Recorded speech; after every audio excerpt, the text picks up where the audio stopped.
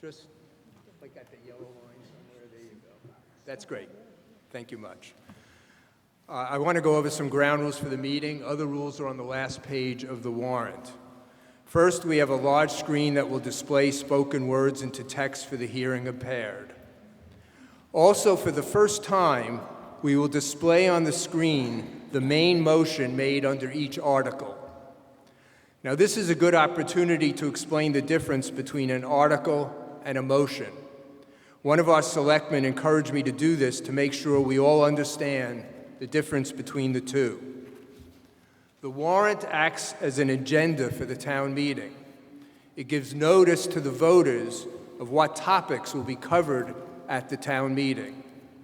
But we don't actually vote on the articles. We vote on the motions made by the proponents of an article, usually the selectmen or petitioners, as in the cases of Articles 39 and 40 this evening. The motion is usually pretty much the same as the article. It might even mention it, but it is not required to be exactly the same. And in fact, the motions under 39 and 40 tonight will not be exactly the same as the articles.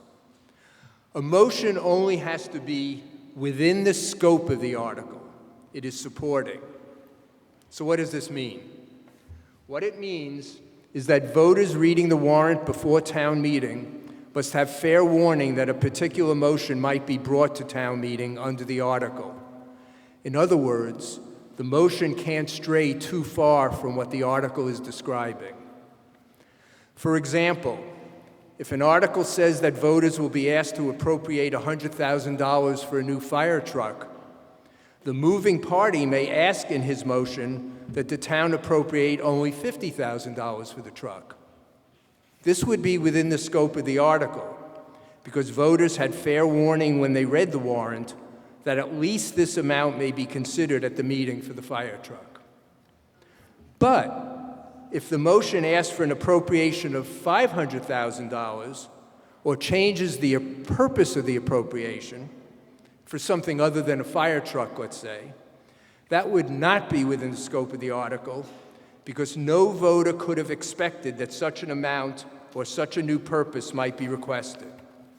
If that were to happen, I would rule the motion out of order. This is all about fairness to voters. Finally, a motion made in support of an article may be amended. If a voter wants to propose a change to what is being proposed in the motion, the voter would move to amend the motion, not the article. The amendment must also be within the scope of the article. Any motion to make an amendment to the motion on the floor at the time must be in writing. Our clerk, Sue Fisher, here on my left, has forms you need to use to do this. The top portion should be left with Sue, and you should keep the other page so you have the amendment with you when you come to the microphone. I hope this is helpful. During the course of the meeting, I will be happy to answer any procedural questions about any motion made under any of the articles. Simply rise at your seat, and after I recognize you, please say that you have a point of order. Now, as we have done in the past, there are 3 microphones where you should go to speak.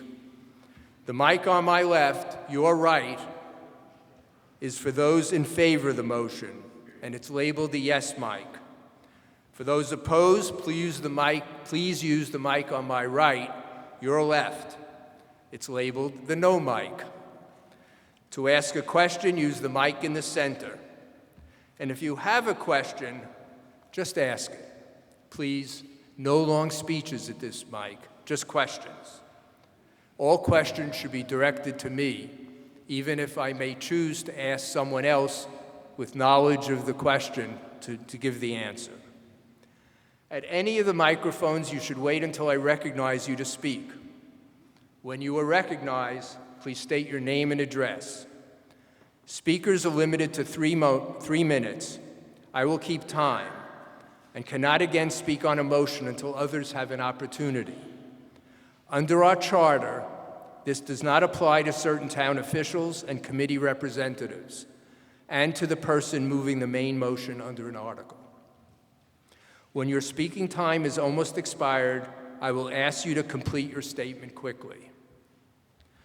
Any voter may move to call the question, that means to end debate, only after I recognize him or her. If approved by 2/3 of those voting, that ends the debate. This motion is out of order if made by someone who has just made a statement at a microphone, since that would deprive others of a chance to respond. In this one instance, a motion to call the question, while you may make the motion when it's your turn at a microphone, in this one instance, you may also seek my recognition by standing at your seat and waiting for me to recognize you. Again, no calling out, please. Wait for me to recognize you. As I have explained in the past, I have obligations to provide a fair opportunity for voters to be heard and discuss the issues, and also to respect your time and avoid lengthy and repetitious debate. I will do my best to strike a fair balance. So if a motion to call the question is made, or a voter is seeking recognition from me to do that, I may not recognize the voter or proceed to the motion if I believe there has not been a reasonable opportunity for voters to be heard and discuss the issues. If I think there has been, we will vote on the motion to call the question right away. It's very important that you remain seated at all times except when you are approaching a speaker's microphone or going to the restroom. As I mentioned, we will again use electronic voting at this town meeting.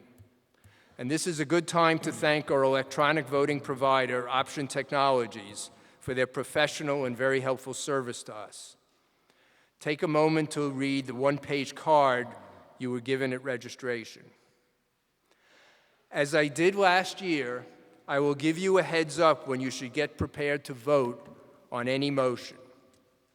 When I then announce that the voting period has begun, you will see a light go on right over here. Then you press 1 for yes and 2 for no. It's that simple. Do not vote until I tell you it is time and you see the light go on. You will have 30 seconds to vote, and I will announce when the time is up, and the voting light will also be turned off. A message from the electronic voting computer, a message that the electronic voting computer has received your vote will be sent to your handset. Your device's display will show a message that says received right after you vote. You may get a second message saying either yes received or no received, depending on whether you voted yes or no. You may not get this second message if you vote near the end of the voting period. The key is getting a message that says received. If you don't see that message after you vote, please go to the help desk. It's on my right and your left. It's labeled on the wall. And one of our tellers will give you a new device to use for future votes. Again, as a reminder, you can change your vote any time during the 30 seconds, but not after that. If you want to change your vote, just press the other button and it will replace your original vote. If you decide you really didn't want to vote at all on that particular motion, you could press 3 and it will clear all your votes.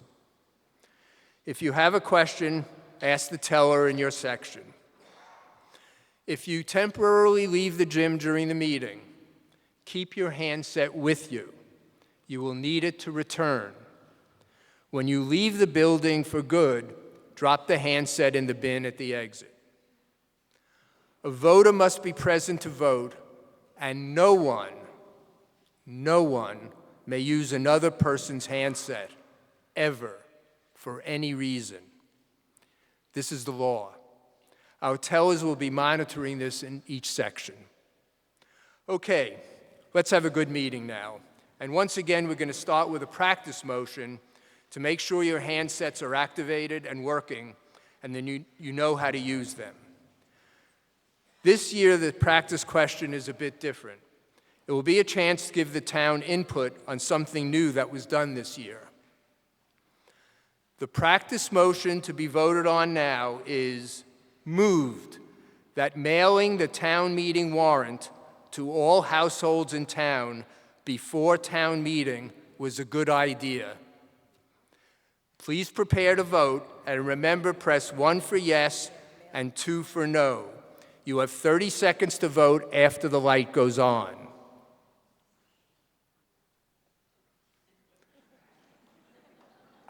There you go. You may now vote.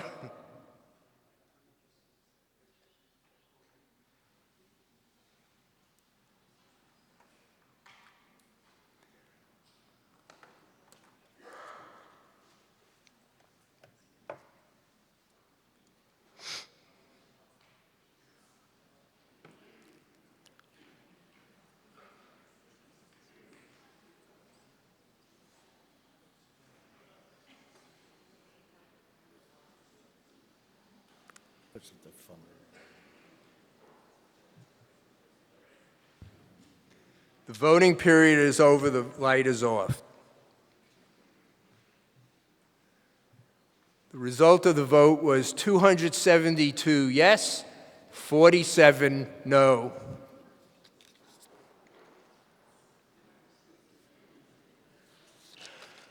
Okay. I am going to entertain a motion. Well, let me wait a second. There are a few people at the desk there.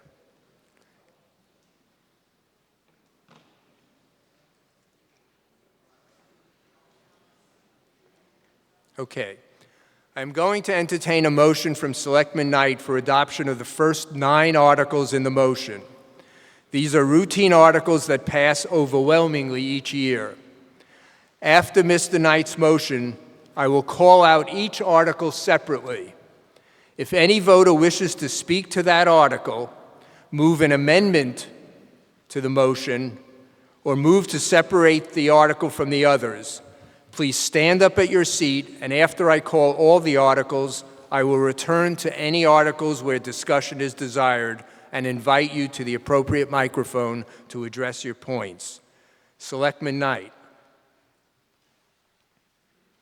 Mr. Chairman, I move to approve Articles 1 through 9 as printed in the warrant, and that the sum of $2,400 be raised and appropriated for Article 1, that the sum of $12,000 be transferred from free cash for Article 4, that the sum of $16,000 be transferred from free cash for Article 5, that the sum of $50,000 be transferred from free cash for Article 6, that the sum of $50,000 be transferred from free cash for Article 7, that the following transfers be made from free cash to fiscal year 18, Article 12 for Article 8. $5,000 to Treasurer Office salaries, $6,100 to Town Clerk Office salaries, $1,500 for Planning Office expense account, $1,500 to Bank Charges expense account, $2,000 to Treasurer Office expense account, $3,000 to Data Processing expense account, $10,000 to Fire Department expense account, $10,000 to Central Purchasing expense account, $30,000 to Municipal Buildings expense account, $30,000 to Bulk Fuel expense account, $34,200 to Debt Service expense account, and $16,700 to Finance Committee Reserve Fund, and that $85,835 be raised and appropriated for Article 9. Is there a second? Second. The motion having been made and seconded, I will now call out each article number. If any voter wishes to speak to that article, please stand up at your seat, and after I call all the articles, I will return to any where discussion is desired. Article 1, Article 2, 3, 4, 5, 6, 7, 8, 9, There being no holds, we will proceed to a vote on the motion to approve Articles 1 to 9 as printed in the warrant. Please prepare to vote, and remember, press 1 for yes and 2 for no. You have 30 seconds to vote after the light goes on. The light is on and the voting period is open.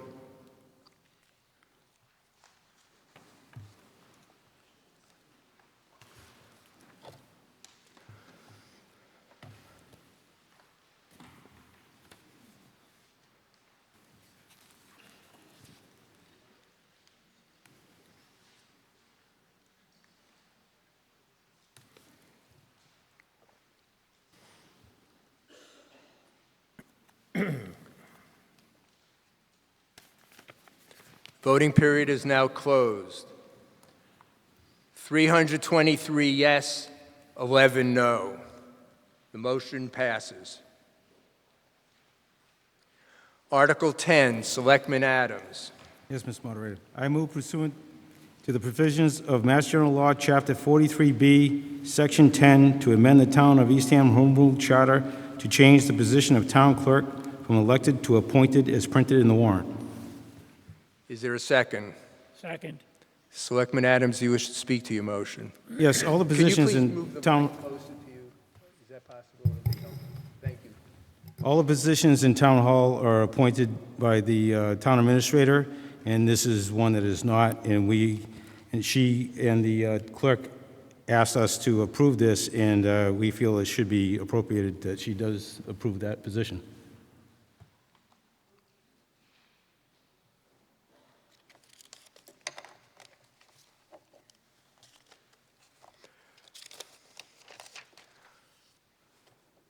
I see Mr. Filipowski at the microphone. Before I recognize him, I want voters to know Mr. Filipowski is a teller. Tellers are here to make sure voters who need assistance get to the right place to get it. However, since we use electronic voting, tellers have no role in the counting of votes. And I should add, Mr. Filipowski speaks in his personal capacity, not as a spokesperson for the moderator or for the town. Yes, Mr. Filipowski. Frank Filipowski, 15 Harvest Road. For 50-plus years, as I have been a voter in New York State and in Massachusetts, I have always had the privilege and the responsibility of voting for the town clerk. I feel, just as the first few words of the Constitution are "we the people," and we have the right to vote for the town clerk. The town clerk should be responsible to the people, not just to the Board of Selectmen, not to the administrator. We, the people, have the right to select the town clerk. I have always done it. I feel it is a very crucial right that we should continue to have and embrace it and use it. We are the voters here.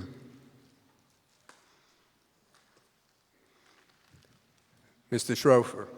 Dave Schrofer, 311 South Sunken Meadow Road. This would mean that the town clerk, who is supposed to be a separate form of our government, just as the moderator is a separate form of our government, could be fired.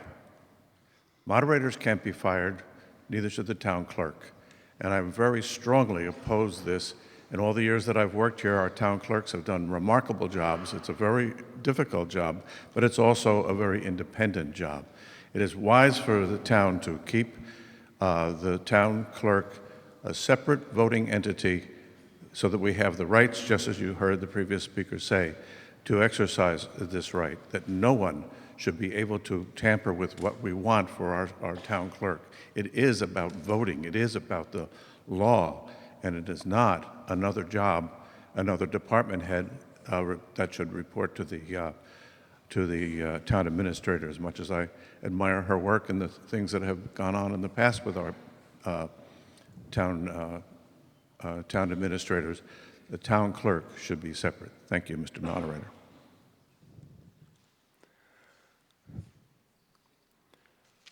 Seeing no one else at the microphone, we'll proceed to vote. This motion will require a 2/3 majority to be approved.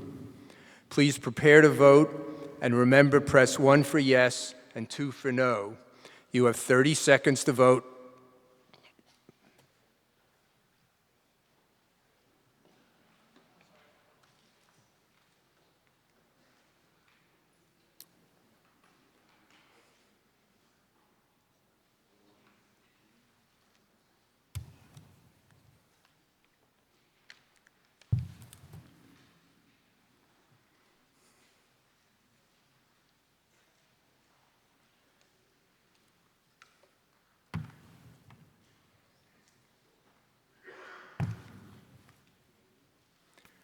The voting period is now closed. Yes, 71, no, 266. The motion fails.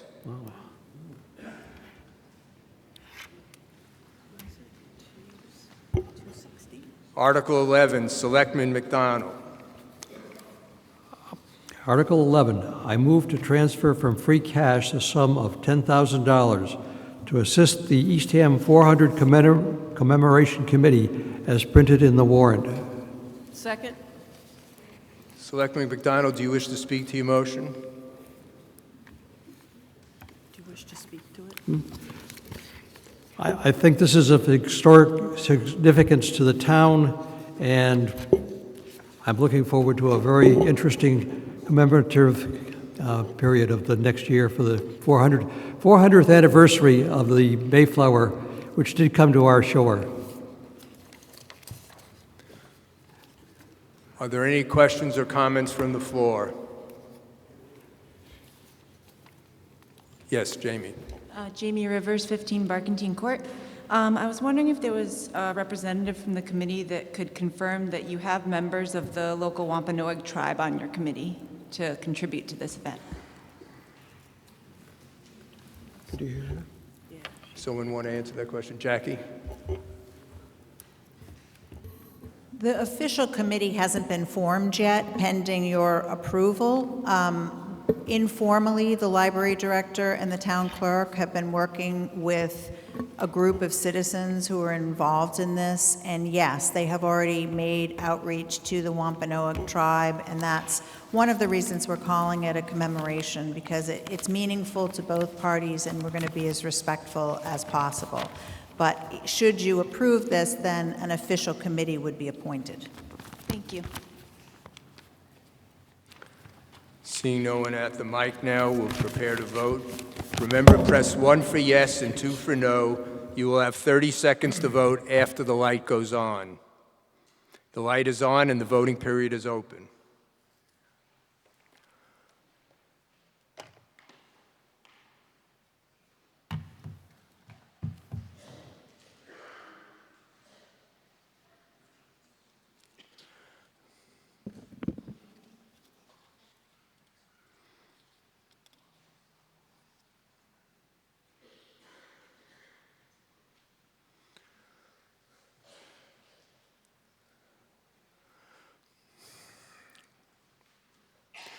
The voting period is now closed. Yes, 325, no, 16. The motion passes. Article 12, Selectman O'Shea. I move to set the operating budget at $28,394,826 as printed in the warrant, and to meet this expenditure to raise and appropriate and use estimated receipts totaling $28,006,426, and transfer from the ambulance receipts reserved account $270,000 to line 32, fire salaries. Transfer from the septic loan betterment account $20,400 to line 72, septic betterment loan. Transfer from the windmill receipts reserved account $2,000 to line 67, beach and recreation expense. Transfers from the government media access account $90,000 to line 14, IT department salary. Transfer from the warranty improvement account $6,000 in line 20, Nauset resource salary, and further transfer for free cash dog receipts an additional $2,500 to line 65, library expense. Is there a second? Second. Okay, the motion has been made and seconded. Selectman O'Shea, would you like to speak to your motion, or would... Jackie Beebe, our town administrator, who is responsible for putting together the budget, would like to just go over some of the very high-level points of the budget for everyone's understanding. Jackie? Jackie? We're going to hit the exciting highlights here. Article 12 is the operating budget with all our expenses for the year. It doesn't take into account revenue. It's all just expense for the entire fiscal year. It includes all our municipal departments and the school budgets. This budget, as presented to you, does not require an override. It is $435,000 under the levy limit of 2.5%, and it retains available free cash of over $300,000. It provides a continuation of all of our current service levels. It does provide some enhanced services this year, including the firefighters that you approved at the special town meeting, so 4 extra firemen and 1 additional police officer. It also provides some staff for our 2-person rec department, which will go to 3 people. And it will create a new service category for water operations. We have 700 customers on the system, so we now need to build that into the budget. Those expenses for water, as appear in the new budget that we're presenting to you, will be offset by water revenues coming in over the course of the year that will be counted in next year's budget. The other thing it does is continues to support the selectmen's goal of increasing our reserves. Very important to our bond rating that we get our reserves back after water. You'll notice this year that there is some variance in certain line items that is greater than in prior years. So some departments went up 30%, some went down 26%. The reason that is that during the budget process, Mike Lorenko, our new Assistant Town Administrator and Finance Director, and I looked at a lot of items that were placed in the budget, and we're seeking to make the budget a little bit more transparent and comprehensible. So for instance, we've moved something like the CLAMS cost, which is the library service that keeps track of all the books on Cape Cod. That was in the IT budget. It's now moved to the library budget. That increases the library budget and lowers the IT budget. So it appears that there's a change, but there's really not a change. It's just moved into a category that makes more sense. Another example of that would be water operations. That water charges used to be in the DPW budget. Now they're separate on a line so that we can see how much water is costing us to deliver to you and how much we'll be able to tell you how much revenue will be coming in next year. Overall, the staff is continuing to look for other revenue sources as well. My staff brought in over $500,000 in grants last year to subsidize programs and services and equipment. And we're looking to every source we can of new revenue that does not include property taxes. And those will be coming up in future articles on this warrant, some ideas that we had for this year. And in conclusion, I'm sorry I'm taking so long, but there was an issue in line 44 with the Nauset Regional Operating Budget. And the issue was brought forward by some concerned citizens. The Finance Committee and the Board of Selectmen were concerned about an item in the Capitol, which was air conditioning for the Nauset Middle School auditorium. You might have read about it in the newspaper. The Nauset School Committee revisited this item last week, and last Thursday, they replaced that item in line 44 with other items that were necessary for replacement on the capital plan. So they basically just moved forward some items into the capital plan, and I believe at this point, both the Board of Selectmen and the Finance Committee agree that that was a positive change and are supporting that line item. Thank you. Thank you, Jackie. As we have done in the past, I will first go through each section of the budget on pages 12 to 14 of the warrant, and I will ask if any voter wishes to discuss any line item in that section or ask a question about the line item. You may rise at your seat to tell me this. If there is a yes on any item or a hold, I will return to each of them in order and ask the person who placed the hold to come to the microphone and address the item, and then we'll open discussion on the floor for that line item. General Government, lines 1 to 28. Public Safety and Inspectional Services, lines 29 to 41. Educational Services, lines 42 to 45. Which line, sir? Ma'am, sorry. Okay, well, I'll return to it as soon as we're through. Public Works and Sanitation, lines 46 to 54. Health and Human Services, lines 55 to 63.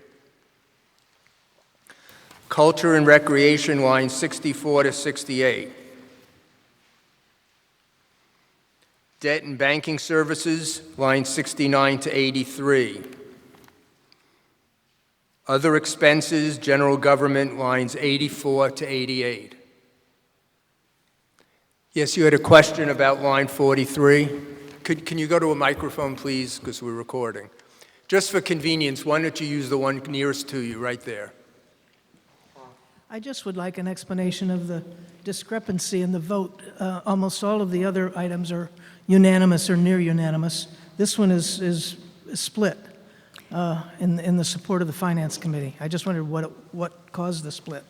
Do you want to answer that? Yes. Jerry Sarasow. Yes, thank you, Mr. Moderator. The split, the 3-4 vote, was basically looking at that air conditioning of the Nauset Middle School auditorium, and the committee voted 4 to 3 to not recommend that you approve that item. That has, as the town administrator has explained, the school committee, Nauset Regional School Committee, has changed the budget and removed the air conditioning from the from its budget and replaced it with some other items on the capital plan so that the bottom line remains the same. The Finance Committee informally discussed this, and our vote would no longer be to not recommend that line item. Mr. Sarasow, can you state what the vote was? The vote was 8-0. Thank you, sir. Okay, seeing no one at the microphone, we'll prepare to vote. Remember, 1 for yes and 2 for no. You will have 30 seconds to vote after the light goes on.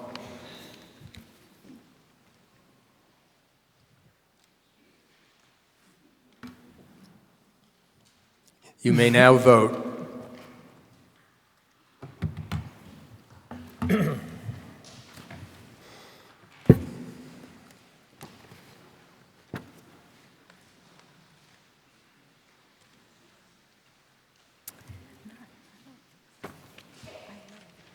It's basically straightforward.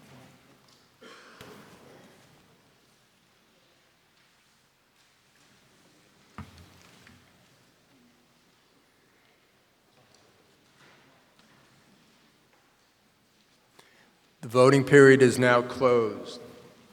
Yes, 317, no, 21.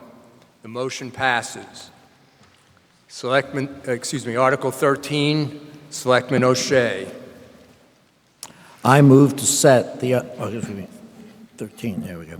I move to appropriate $788,000 to meet this appropriation transfer from free cash $583,000, and transfer from the ambulance receipts reserved account $205,000 for the purpose of acquiring the items and undertaking the improvements as printed in the warrant, except for the Salt Pond remediation, the Rock Harbor Improvements Plan, and the police station renovation, which will be the subject of separate motions under Articles 15, 16, and 17. Is there a second? Second.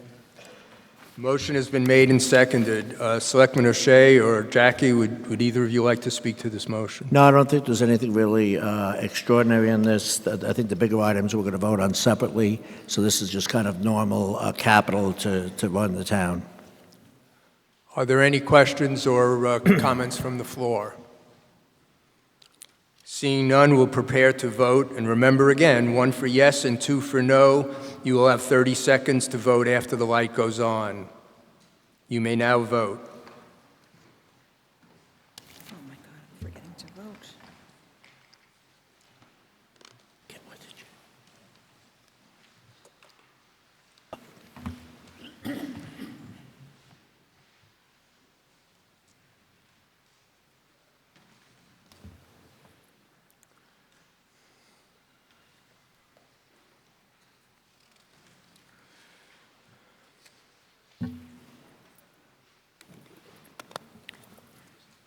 Voting period is closed. Yes, 321, no, 18. The motion passes. Article 14, Selectman Knight. I move in accordance with the requirements of the Town of Eastham Home Rule Charter, Section 6 to 6A, to accept the capital improvement plan for fiscal year 20 to fiscal year 24 as printed in the warrant, except for the removal of line 140. Is there a second? Second. Selectman Knight, would you like to speak to your motion? Yes, if I may. Line 140 is police renovation that was moved forward, Article 15, and should be removed from Article 14, line 140, the 5-year plan. It's a fairly simple explanation of the 5-year capital plan, that these are items that have been placed on the budget over a 5-year period, and the last line in the summary explains it, I think, fairly clearly for all of you. All amounts and items shown in the 5-year capital improvement plan are estimates and is subject to review, refinement, additions, and deletions at each town meeting where the plan is authorized, and that is something that just happened with this change in the police renovation. Are there any questions or comments from the floor? Seeing none, we will proceed to a vote. A yes vote would accept the 5-year capital improvement plan as set forth in Article 14, except for line 140. It would not appropriate at this time any of the funding in that plan. That would be left to future town meetings. A no vote would not approve the plan. Please prepare to vote, and remember again, 1 for yes and 2 for no. You have 30 seconds to vote after the light goes on. You may now vote.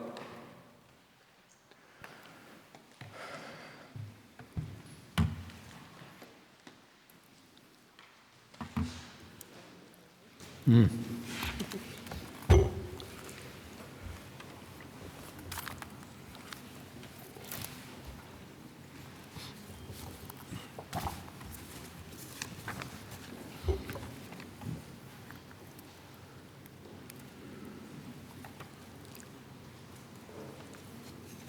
voting period is now closed.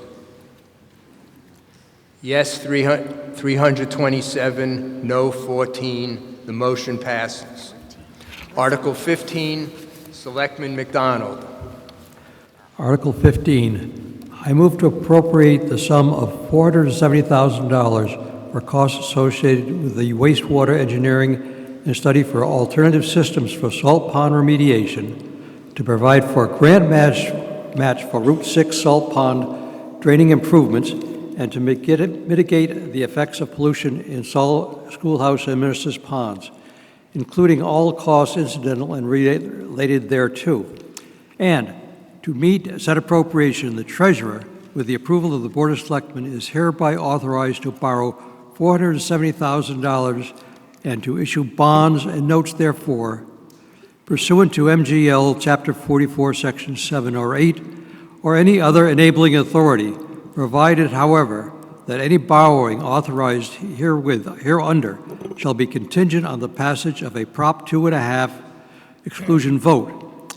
Any premium received by the town upon the sale of any bonds or notes approved by this vote, less any such premium applied to the payment of the costs of issuance of such bonds or votes, may be applied to the payment of costs approved by this vote in accordance with MGL Chapter 44, Section 20, thereby reducing the amount authorized to be borrowed to pay for such costs by a like amount.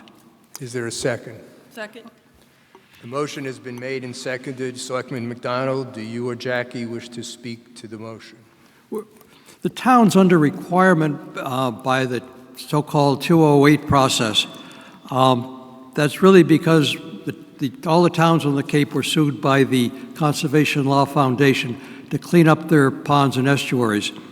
The interesting part of this particular article is that we have a grant for $750,000 to remediate runoff into Salt Pond. That's a big step. $250,000 of this 470 goes towards matching. We're required to match 1/4 of that grant. We don't have a timetable for this, but the town has to show a continuing progress in our wastewater remediation plans. And this is the next step in that process. Jackie, did you want to add something? Yes, I do. Thank you. Article 15, and our capital in general, all the next three articles, 15, 16, and 17, we're all aware up here, we're all taxpayers and aware that water debt is increasing our tax burden. We're sensitive to that. However, we can't continue to put off some things, and wastewater is one of those things.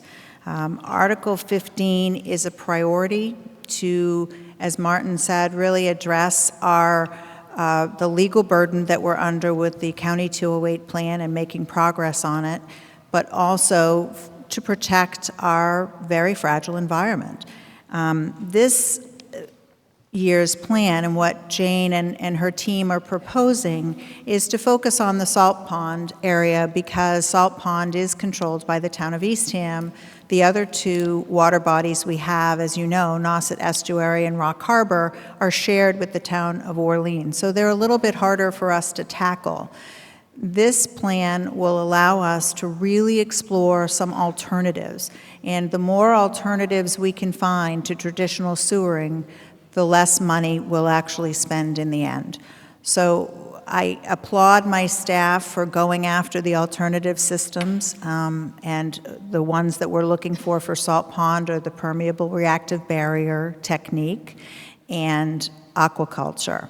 We're looking at how these technologies are doing in other towns, and we're hoping that we'll have the data to decide whether to invest your money in them or not. So again, we're moving forward with this plan. It is the first time that we've asked for it to be debt excluded, and part of that is that we can really wrap our arms around Salt Pond with the grant that Martin was talking about from the USDA. We'll be able to have 2/3 basically of a stormwater system paid for by the government, and we will only have to pay 1/4 of it, and it'll be one whole chunk of the wastewater solution to Salt Pond checked off in that box. The permeable reactive barrier will go on the other side of Salt Pond near the visitor center. And then the third issue would be seeing if aquaculture can really clean out the water. So very simply, those are the three techniques we're exploring, and we're asking for your support on this article. Are there any questions or comments from the floor? Seeing none, we'll proceed for a vote. This motion requires a 2/3 majority to be approved. Please prepare to vote, and again, 1 for yes and 2 for no. You will have 30 seconds to vote after the light goes on. You may now vote.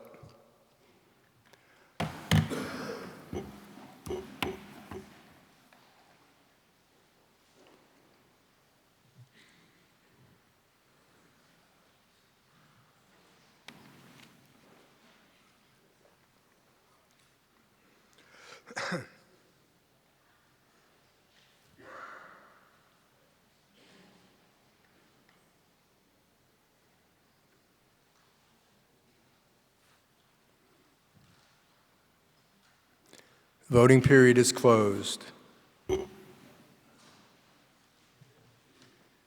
Yes, 327, no 17. The motion passes. Article 16, Selectman Adams. I move to appropriate the sum of $1,300,000 for costs associated with the Rock Harbor Improvement Plan, Phase 1, including replacement, construction, and improvements to the Rock Harbor Marina area docks, pilings, floats, the Harbor Master Building, parking, improved access to commercial docks, water and electrical, all related engineering and permitting costs, including all costs incidental and related thereto, and that to meet said appropriation, the treasurer, with approval of the Board of Selectmen, is hereby authorized to borrow $1,300,000 and to issue bonds and notes, therefore pursuant to Mass General Law, Chapter 44, Section 7 or 8, or any other enabling authority, provided, however, that any borrowing authorized hereunder shall be contingent on the passage of Prop 2.5 debt exclusion vote. Any premium received by the town upon the sale of any bonds or notes approved by this vote, less any such premium applied to the payment of costs of issuance of such bonds or notes, may be applied to the payment of costs approved by this vote in accordance with Mass General Law, Chapter 44, Section 20, thereby reducing the amount authorized to be borrowed to pay such costs by a like amount. Is there a second? Second. Thank you. Selectman Adams, would you or Jackie like to speak to the motion? I think we both would, Mr. Moderator. Thank you. There's much needed improvement down there. I don't know if anybody's ever gone down to the docks, but in the last couple of years, we did have an incident of someone getting injured on the docks. It's a very dangerous situation down there. It really needs to be addressed. We put it off for way too long. We've had a plan for 10 years, and I think Jackie will address a lot more to that. Jackie? Thank you, Mr. Moderator.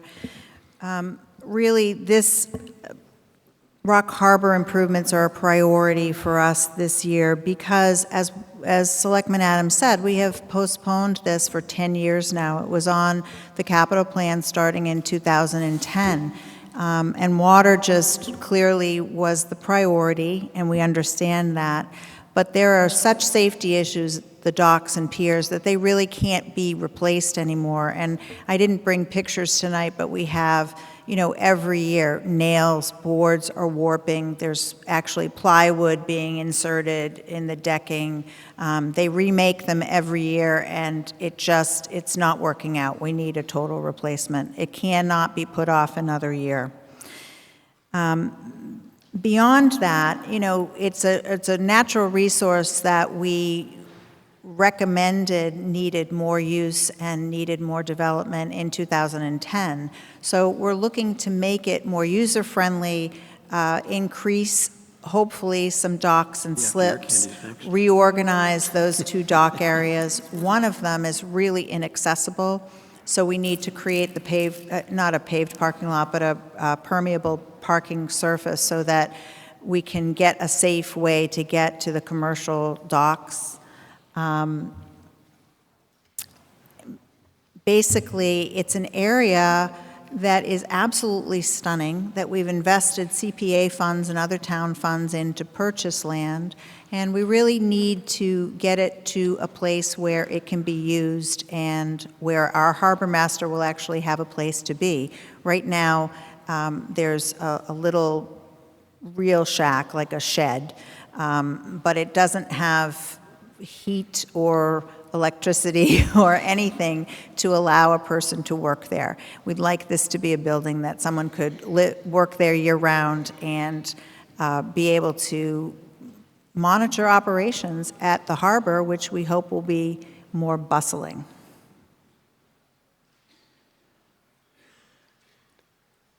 Are there any questions or comments from the floor? Yes. We can't hear you. Hello. Hi, Now we my name is can. Suzanne Bryan. I live on Oldfield Lane. So I'm going to kind of generalize my opposition to this, and then I kind of have a list of questions. So I don't know if you want me to ask them and answer, and we'll go back. But so in general, in terms of coastal resiliency, my understanding is that you look at town assets and you decide whether you want to retreat it, move it, what do you do with it in the face of climate change, sea level rise, and storms. And so I'm kind of curious about this project moving forward. I'm a little hesitant to harden that coastline, considering what we know about sea level rise and climate change. I'm also wondering about the dune that's going to be turned into a parking lot, if that needs a special permit to do that, and if that parking lot specifically is going to be hardened as well, or if it's going to be a sand or gravel sort of mix. I'm concerned about what this might do to the water quality of the harbor, since we are already facing water quality issues in our estuaries, and this one, you know, could be one of interest moving forward. What's the other one?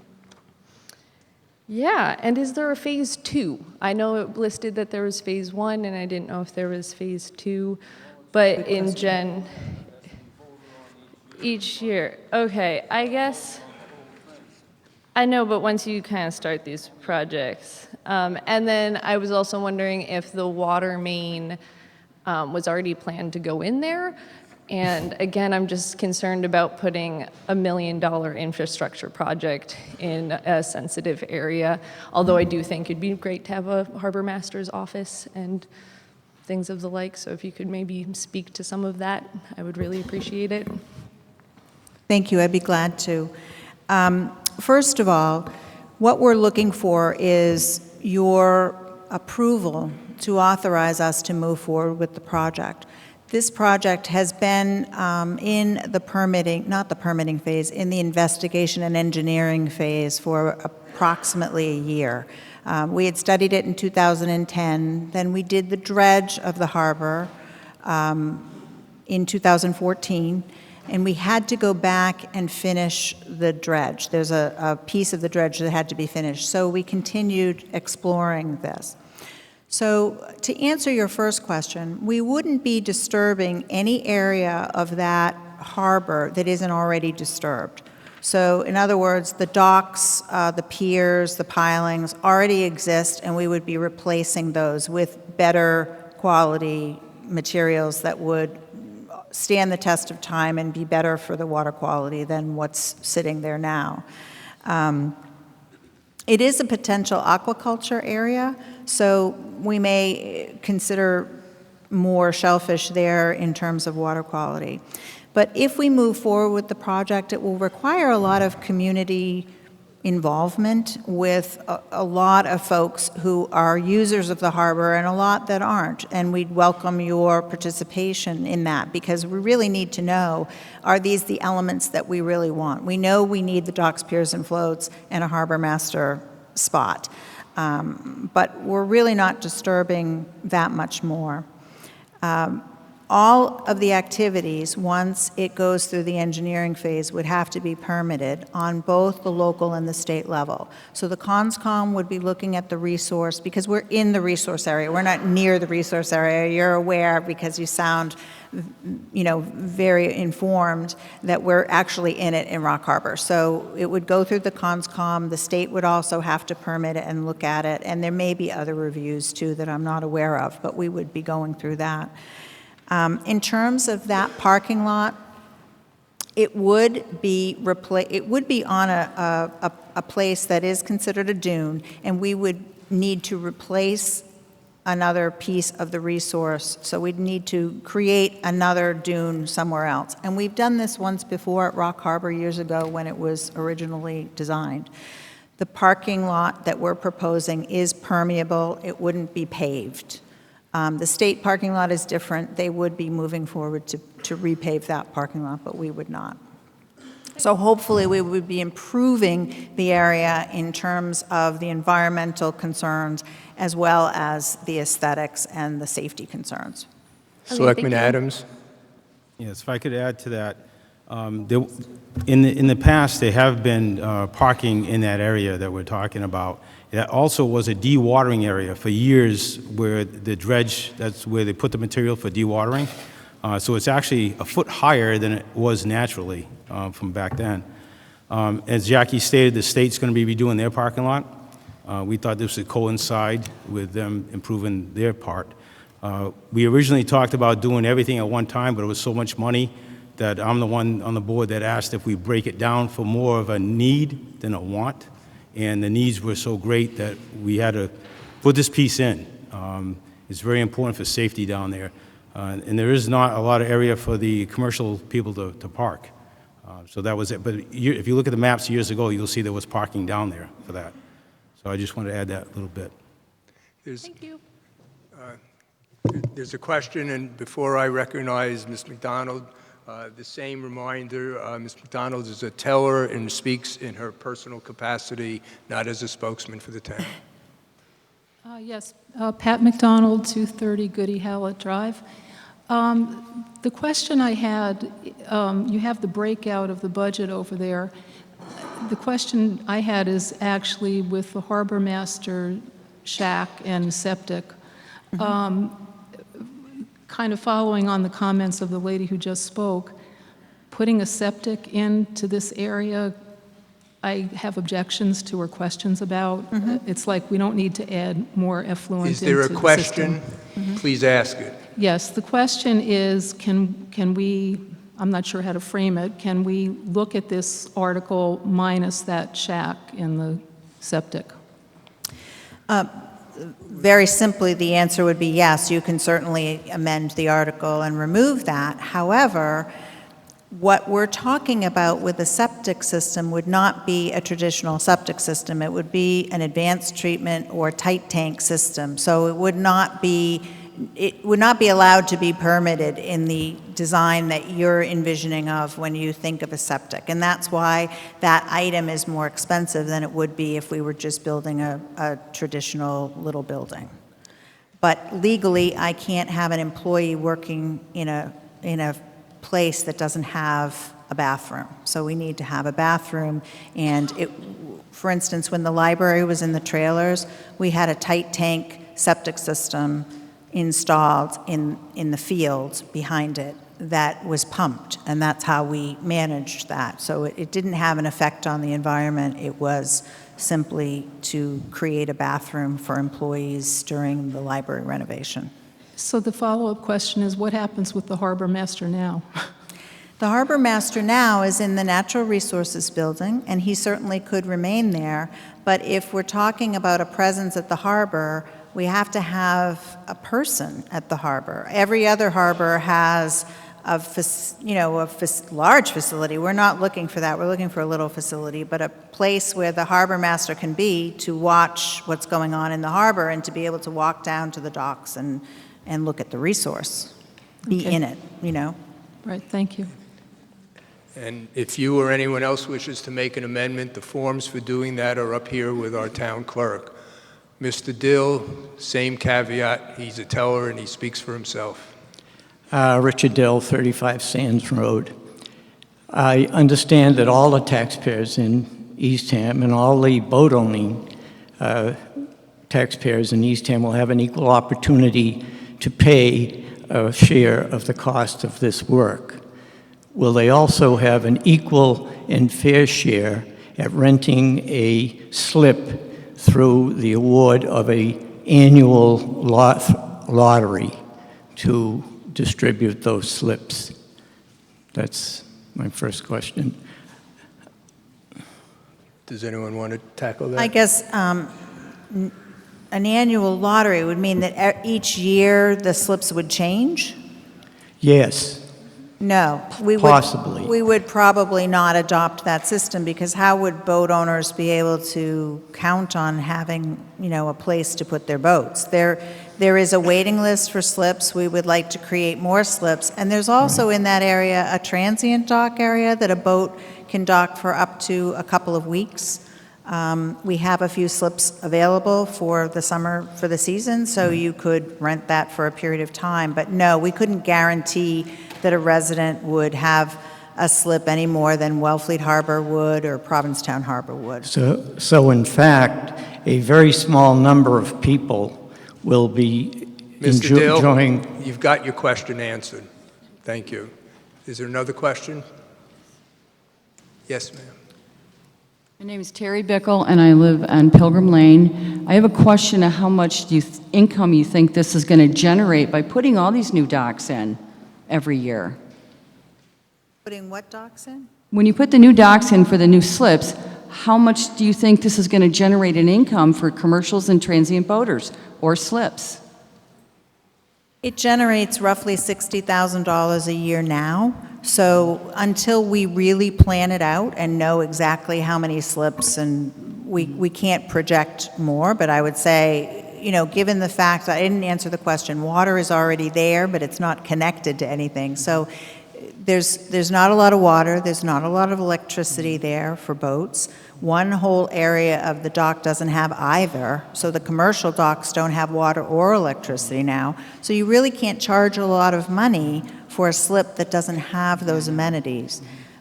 So yes, we would be increasing revenue. I won't promise you that it would cover the amount of capital that we have to invest in this right now, but it certainly would increase revenue over time each year annually. And the second question, I just wanted to make one more comment to the previous speaker.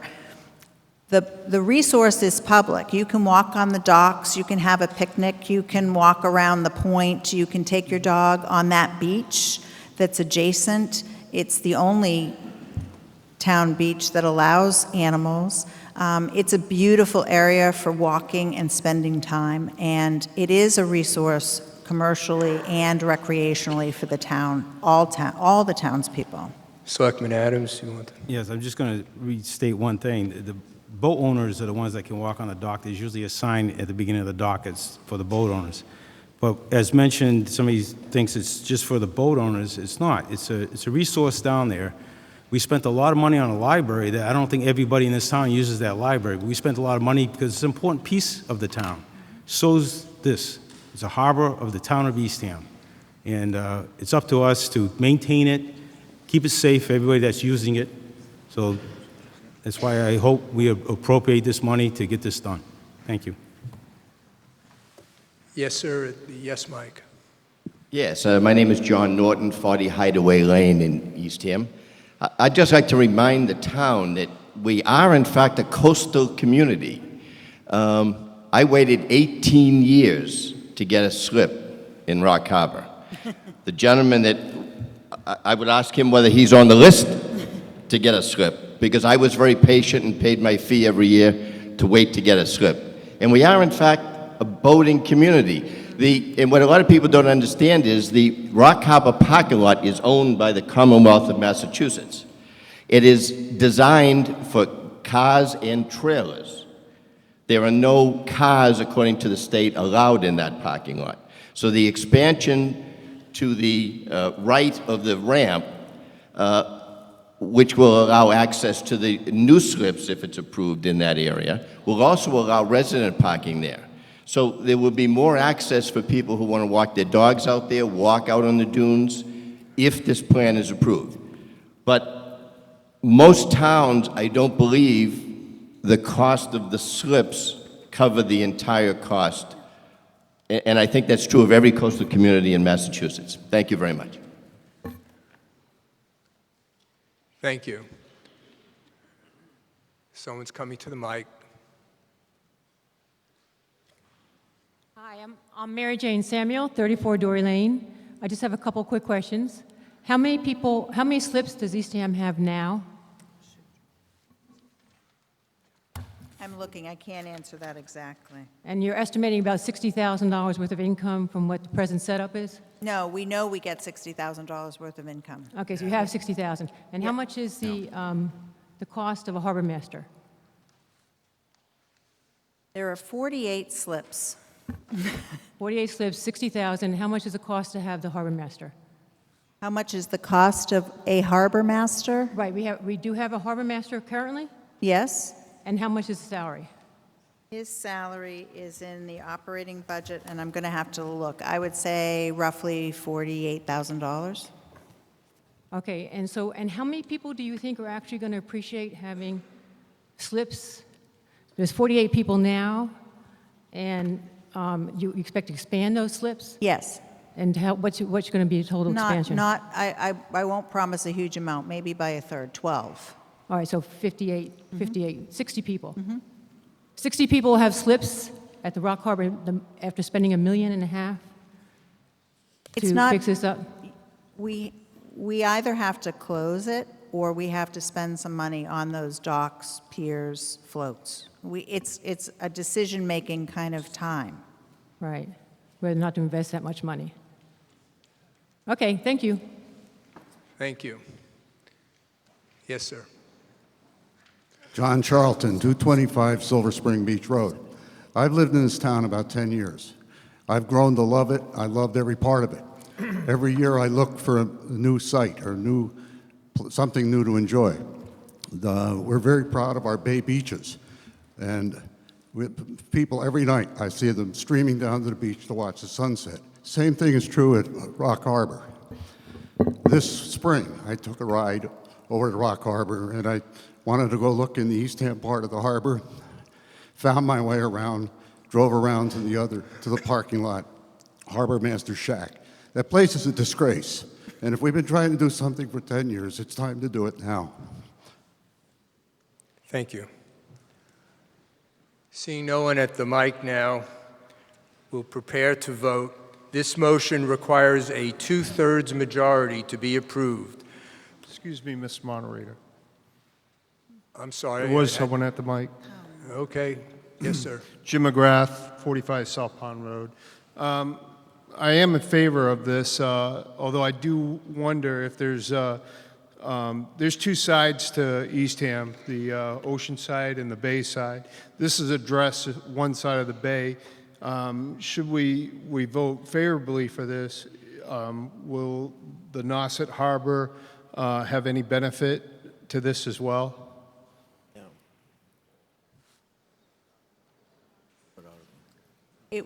It would be separate, Jim. It wouldn't be within the scope of this article, no. Okay, thank you. Anyone else? Okay, we're going to proceed to a vote. This motion requires a 2/3 majority to be approved. Prepare to vote, 1 for yes and 2 for no. You will have 30 seconds after the light goes on. You may now vote.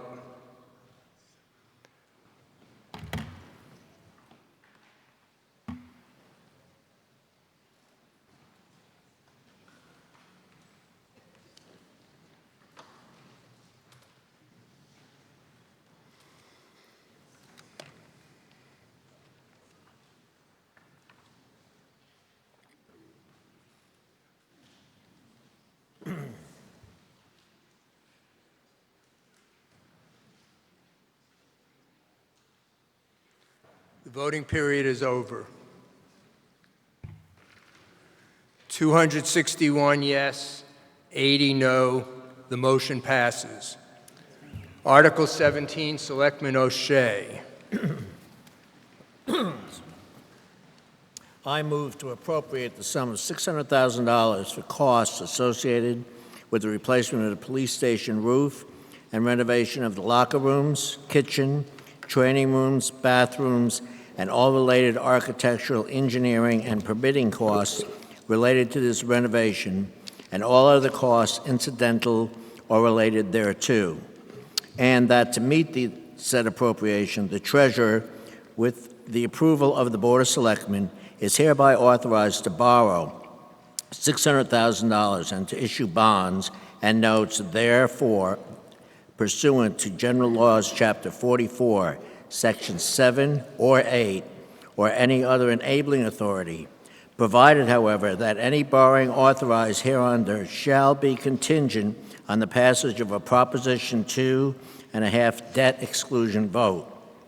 Any premium received by the town upon the sale of any bonds or notes approved by the vote, less any such premium applied to payment of the cost of issuance of such bonds or notes, may be applied to the payment of costs approved by this vote in accordance with MGL Chapter 44, Section 20, thereby reducing the amount authorized to be borrowed to pay such costs by a like amount. Is there a second? Second. Selectman O'Shea, would you or Jackie wish to speak to this motion? Yes, these are renovations that have been put off for quite some time, and the deterioration continues to be greater each year. The building otherwise, with these renovations, is estimated that we can use the building for quite some time, but we really need to make these renovations are critical. And Jackie will address some of the specifics of the renovations that we're talking about. Thank you, Mr. Moderator. The police station is almost 30 years old, and we're looking around. We had a major roof leak that caused a lot of problems in the basement. The training rooms upstairs need a lot of work, but basically the humidity level, the size of that area there's a lot of damage. We spend a lot of money each year. You approve money for all kinds of very expensive gear and equipment that needs to be dehumidified, and it needs to have an environment that will keep it safe and keep it dry, basically. We want to emphasize to you that this is a one-time repair. This is not a phased-in project. This is not looking forward to a future major renovation. It's a one-time sort of get in there and do what needs to be done, because the bones of this building are in great shape, and we just need to make these necessary upgrades to get our personnel what they need and to keep our investment secure. I'd point out to anyone who's concerned about it that Wellfleet is building a new police station to the tune of $7.5 million, and Orleans $11.5 million, and Chatham spent almost $9 million. So we are trying to avoid a major renovation by doing a minor renovation, and I'm pretty confident that it will last the test of time. Thank you. Are there any questions or comments from the floor? Mr. Filipowski speaking on his own. He's still a teller.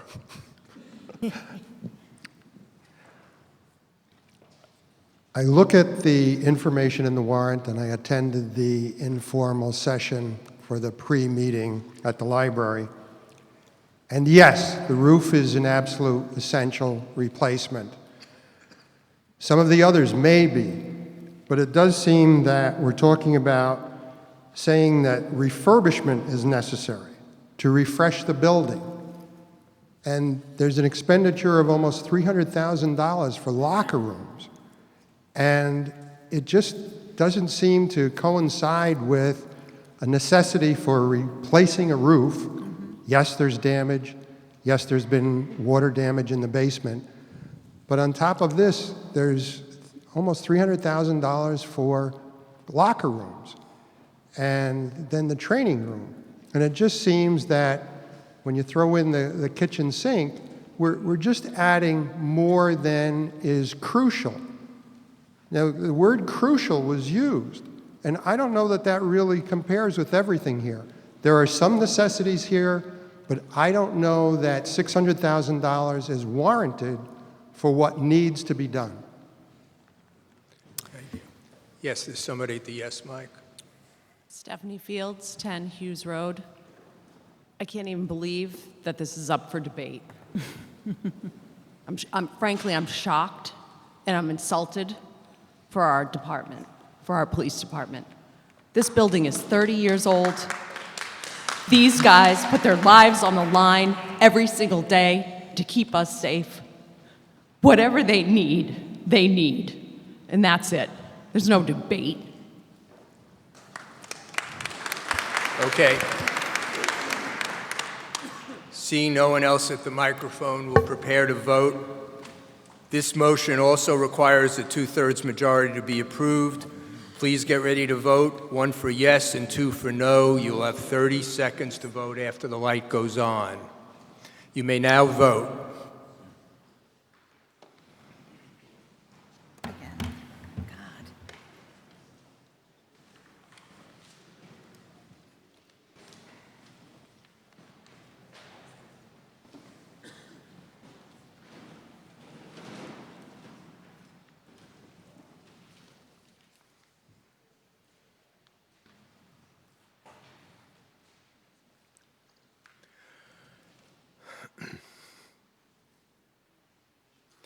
The voting period is closed. Yes, 305, no, 36. The motion passes.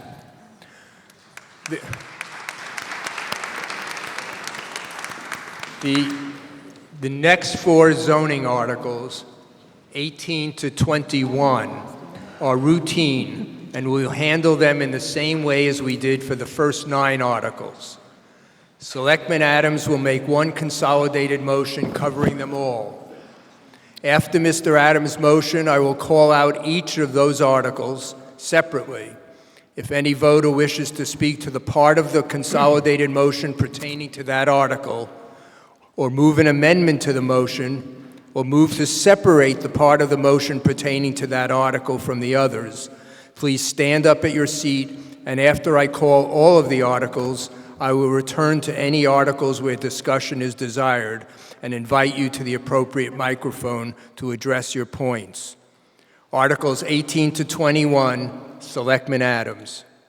I move to amend the Eastham zoning bylaws, Section 9, intensity regulations, subsection D.5, residential lot intensity, as printed in the warrant in Article 18. Section 5, uses, all districts, as printed in the warrant in Article 19. Section 3, definitions, by deleting the language as printed in the warrant in Article 20, and Section 12, administration, and Section 13, site plan approval, special permit, as printed in the warrant in Article 21. Is there a second? Second. The motion has been made and seconded. Selectman Adams, do you wish to speak to this motion? No.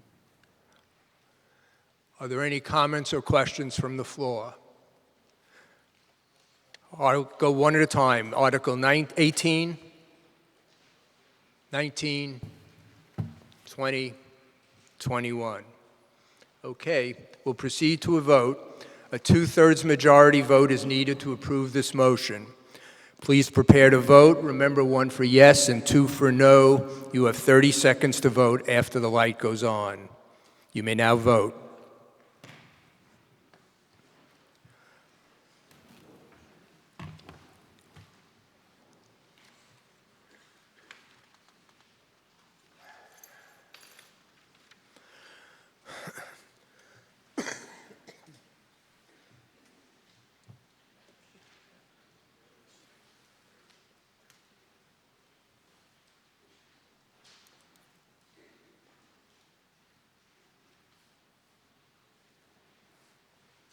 The voting period is now closed.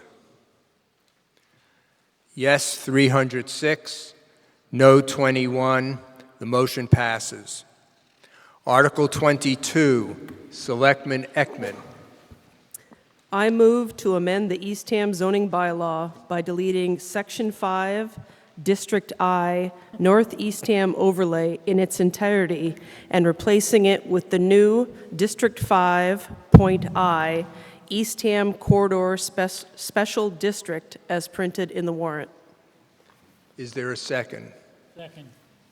The motion's been made and seconded. Selectman Ekman, do you or Mr. Arterino wish to speak to the motion? Mr. Arterino is going to give a overview of the article, but I just first want to say how really proud I am of all the work the town staff did, our town planner, Paul Legg, all the boards and committees that worked on this, and especially proud of the community involvement. From day one, we had great community input on this, great turnout at all our meetings, input on all the surveys we put out. So we're really proud of what we've come up with, along with the help from the Cape Cod Commission. And I'm really looking forward to how we're going to be shaping Eastham for the future. Thank you. Mr. Autorino. Mr. Autorino is Chair of the Planning Board. DCPC, I'm sure you've all heard that term a number of times in the last 8 to 10 months. This is a set of zoning bylaws. They're focused on the 3 areas that we have continually heard in every survey, with every consultant, with every public meeting, with every focus group: economic development, affordable housing, and transportation management and traffic safety. 3 very critical areas that we would like to address.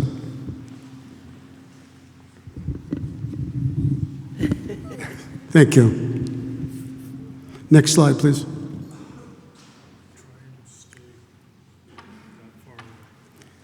Why do we need it? Now you can hear me. Community concern over development along Route 6. As you know, last year when Dollar General talked about coming into Eastham with major concerns, our current bylaws don't protect the thing that's most important to us in this community, and that's our community character. And affordable housing and local business are critical to our community and to our community prosperity, and these are to address those. Next slide, please. Where is the DCPC? It's a commercially zoned land, which includes the North Eastham Overlay District. Its northbound is the Eastham Wellfleet town boundary. Southbound is Old Orchard Road. Eastbound, the Cape Cod Rail Trail. And westbound, Harrienbrook and Massasoit Road. Next slide. What does it do? It divides that area into 6 sub-districts. And the purpose of that is so that we can control what happens in each one of those districts. The kind of businesses that go into those districts, the size, the density, where the parking is, what kind of businesses we want, what kind of businesses we don't want. Those 6 areas are the core commercial, the transitional commercial, the limited commercial, office residential, trade park, and there's some residential. And some of you have seen the map of the overlay district, and those colors, with the exception of residential, relate to that map as to what's in each area. Next slide, please. What does it accomplish? Well, it creates new zoning bylaws. First thing is it protects and preserves our community character. It talks about size of businesses, the location, the style, the type of business, the density, the aesthetics, the architectural design characteristics, and manages sprawl. It encourages and diversifies our affordable and market rate housing by allowing things like accessory dwellings, by allowing apartments over retail businesses in certain parts of that district. It promotes economic development, but at the same time, it protects our local businesses through grandfathering. So those businesses that currently exist are going to continue to be able to exist and not necessarily have to make these changes. But new businesses that come in are going to be controlled. Where do they put the parking? How big can the buildings be? How many buildings can be on a site? Hopefully, we think it's going to improve traffic safety along Route 6. It's going to minimize curb cuts. It's going to encourage secondary roads, which will connect businesses to each other so that you don't have to go back in and out on Route 6 to get to the next business. It's going to create bike paths. It's going to create pedestrian walkways. And it's going to streamline the permitting process. We've created a tiered site plan approval process. And for example, those developments that are under 250 square feet will have a very streamlined process where they don't even come back to the planning board to do those developments. So to make development easier and better, we've tried to streamline it. there's any questions? Are there any questions or comments from the floor? Thank you. Thank you, Mr. Orderly. Seeing none, we'll proceed to a vote. A 2/3 majority is needed to approve this article. Please prepare to vote, 1 for yes and 2 for no. You will have 30 seconds after the light goes on. You may now vote.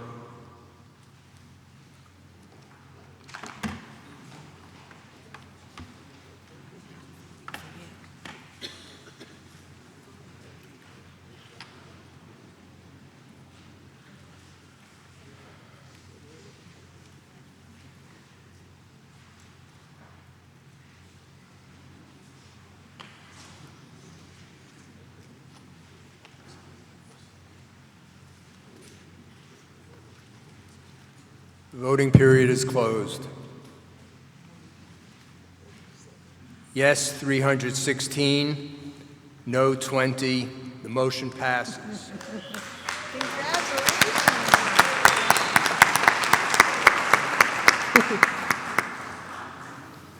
Article 23, Selectman Ekman. I moved to amend the Eastham zoning bylaw by adding new Section 13 marijuana regulations as printed in the warrant. Is there a second? Second. The motion has been made and seconded. Selectman Ekman, do you wish to speak to the motion? Yes, please, thank you. So this is not a vote to approve or allow retail marijuana shops in Eastham. Likewise, voting this article down would not ban or prohibit marijuana shops in town. Recreational marijuana is now legal in the state of Massachusetts. And we, as a town, voted in favor of it on the 2016 ballot. And so we are very limited as what we can do to prohibit these kinds of establishments. And so this merely is, since it is allowed and approved in Eastham, this basically sets up where they can be in town. And that's the purpose of it. Thank you. Are there any questions or comments from the floor?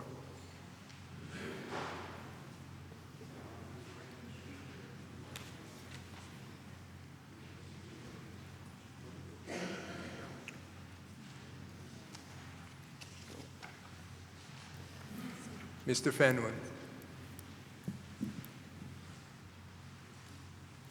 My name is Fred Fenlon. I live at 40 Baldwin Road in North Eastham. First, why does this great but small town, Eastham, need or want the sale of marijuana called pot sold in Eastham? The National Institute of Drug Abuse reports on pot use as follows: breathing problems, increased heart rate, intense nausea and vomiting, pregnancy, problem with child development. All's well and good, and most important, what the doctors say. What the doctors say. Smoking pot can increase your heart rate by as much as 2/3 times up to 3 hours. That's why some people have heart attacks after they use marijuana. Yes, heart attacks. Heart attacks. And if you look at yesterday's newspaper, the Cape Cod Times, Yarmouth rejected marijuana. Mr. Moderator? Ms. Ekman. Like I stated before, voting this article down would not prohibit marijuana sales in the town of Eastham. In fact, it would allow more, because this article actually limits it to 2 shops in town. If we do nothing, there could be more than that. There could be shops in areas of town where we wouldn't want them. This actually sets up areas in the new DCPC district that was just passed where those shops would be limited to. So actually, this limits how many we can have and where they would be placed. I see no one at the microphone, so we'll proceed to a vote. A yes vote would approve the zoning bylaw for recreational and medical marijuana businesses. A no vote would not approve the bylaw and would allow these businesses to operate without regard to the proposed requirements. A two-thirds majority is needed to approve this article. Prepare to vote. Remember, 1 for yes and 2 for no, and you will have 30 seconds after the light goes on. You may vote.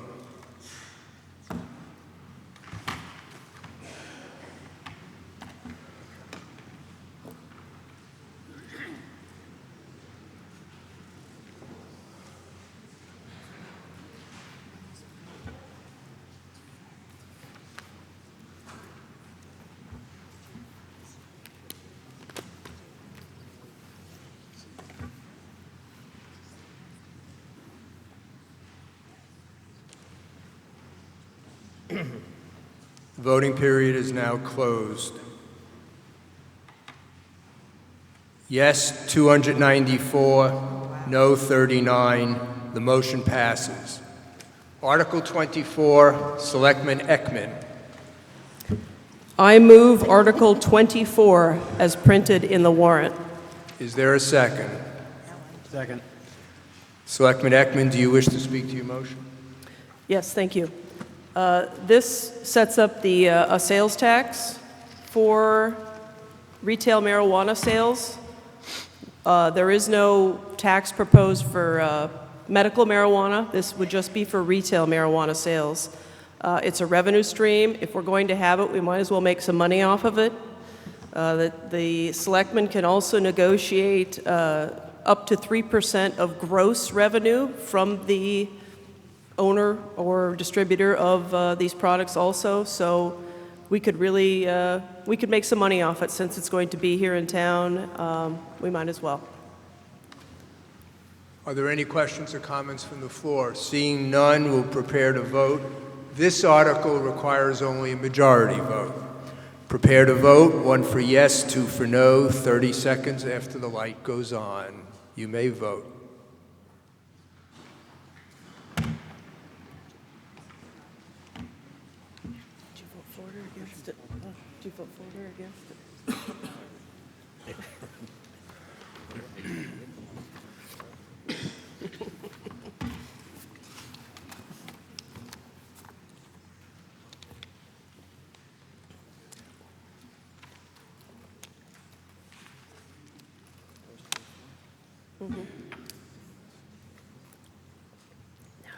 Voting period is closed.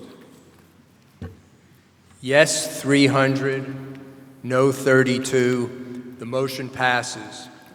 Article 25, Selectman McDonald. Article 25. I move Article 25 as printed in the warrant. Is there a second? Second. Do you wish to speak to your motion? Yeah, what this boils down to is a 0.075% tax on meals in this town. That means about 75 cents on a $100 meal or roughly 38 cents on a $50 meal. This same article came up 7 or 8, maybe 9 years ago and was defeated. At the time, the argument was, well, if we impose a tax here, they're going to go to Wellfleet or Orleans or Chatham to have their dinner. Unfortunately, we're way behind the times now because every other town on the Cape except Eastham has this particular tax.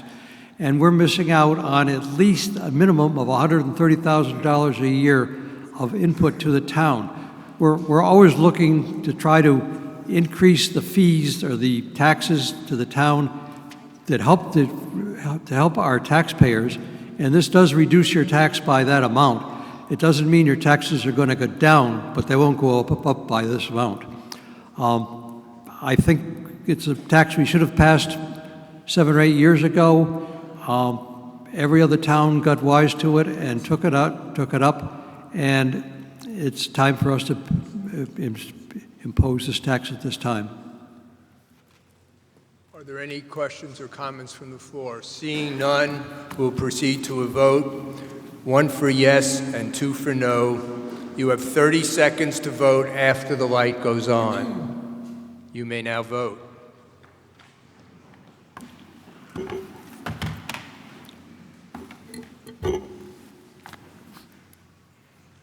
Did I vote?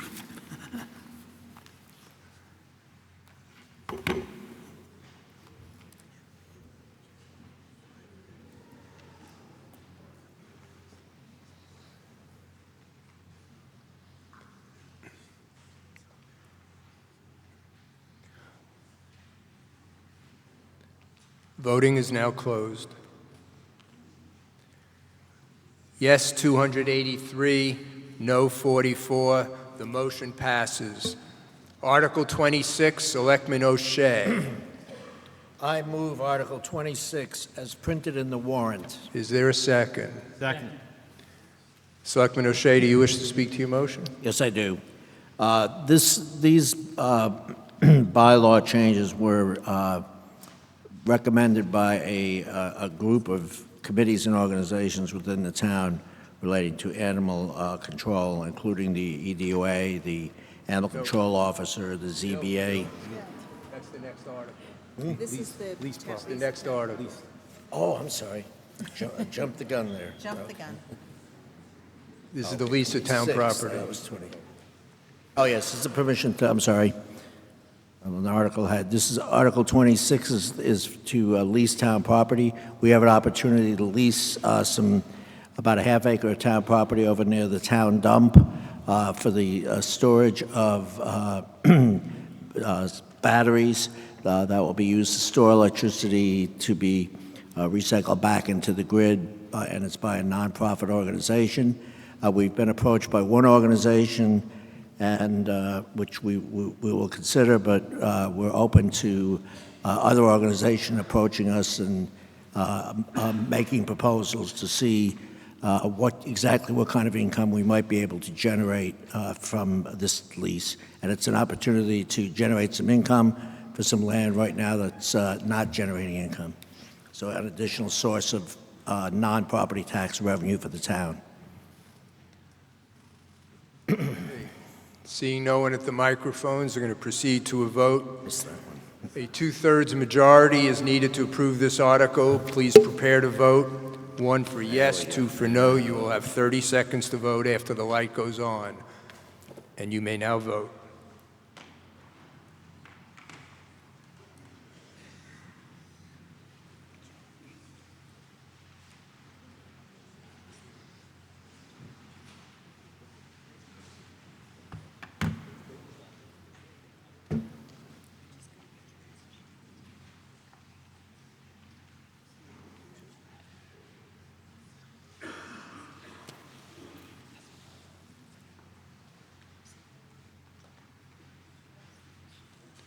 The voting period is now closed. Yes, 292, no, 24. The motion passes. Article 27, Selectman O'Shea. Okay, now we'll talk about the animal. Now we'll get on to the dogs. I move to amend the Eastham General Bylaw Article 2, Chapter 17, Animals as printed in the warrant. Is there a second? Second. Selectman O'Shea. Yes, as I was saying, there was a group formed by a number of different committees and organizations within the town who looked at our current animal bylaws, and in this case, it made two particular recommendations. One is to adopt the bylaw in conjunction with the state law in terms of tethering animals, and that will permit us to enforce that law. Right now, it's a state law, but until we adapt it, our animal control officer cannot enforce that law, and that law basically restricts the amount of time that an animal can be chained outside to 5 hours within a 24-hour period. And then the other part of the article is to standardize the penalties for violation of our animal control laws as are currently on the books. Are there any questions or comments from the floor? Yes, I see someone at the no mic. Judith Parmalee, Lupin Way. I would like more clarification of this tethering your dog outside. I have a 13-year-old husky who loves to go out and lie in the snow. but if we don't tie him, he will go down on Old Orchard and get hit by a town truck. We watch him all the time. When he howls, we bring him in. Is this illegal? The state, there's already a law in the books, it's a state law. The only thing this allows us to do is it allows our animal control officer to enforce this law. And the law, as the state has promulgated it, is an animal cannot be left outside, tethered outside for more than 5 hours straight in a 24-hour period. Thank you for that clarification. I won't leave him out for more than 4.5 hours. Thank you. Are there any other questions or comments? Seeing none, we'll proceed to a vote. Please prepare to vote and press 1 for yes and 2 for no. You have 30 seconds after the light goes on. You may vote.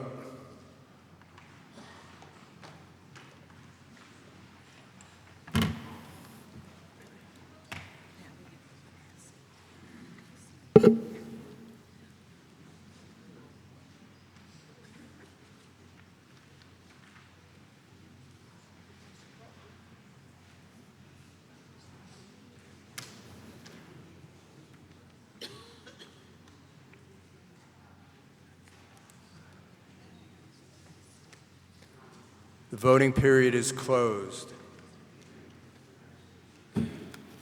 Yes, 294, no, 16. The motion passes.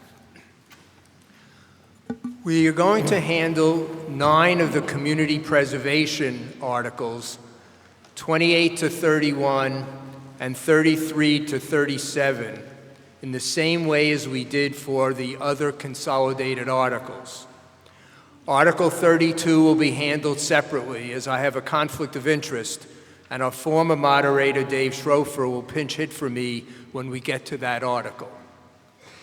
If any voter wishes to speak to the part of the consolidated motion pertaining to that article, or move an amendment to the motion, or move to separate the part of the motion pertaining to that article from the others, please stand up at your seat after I call all of the articles.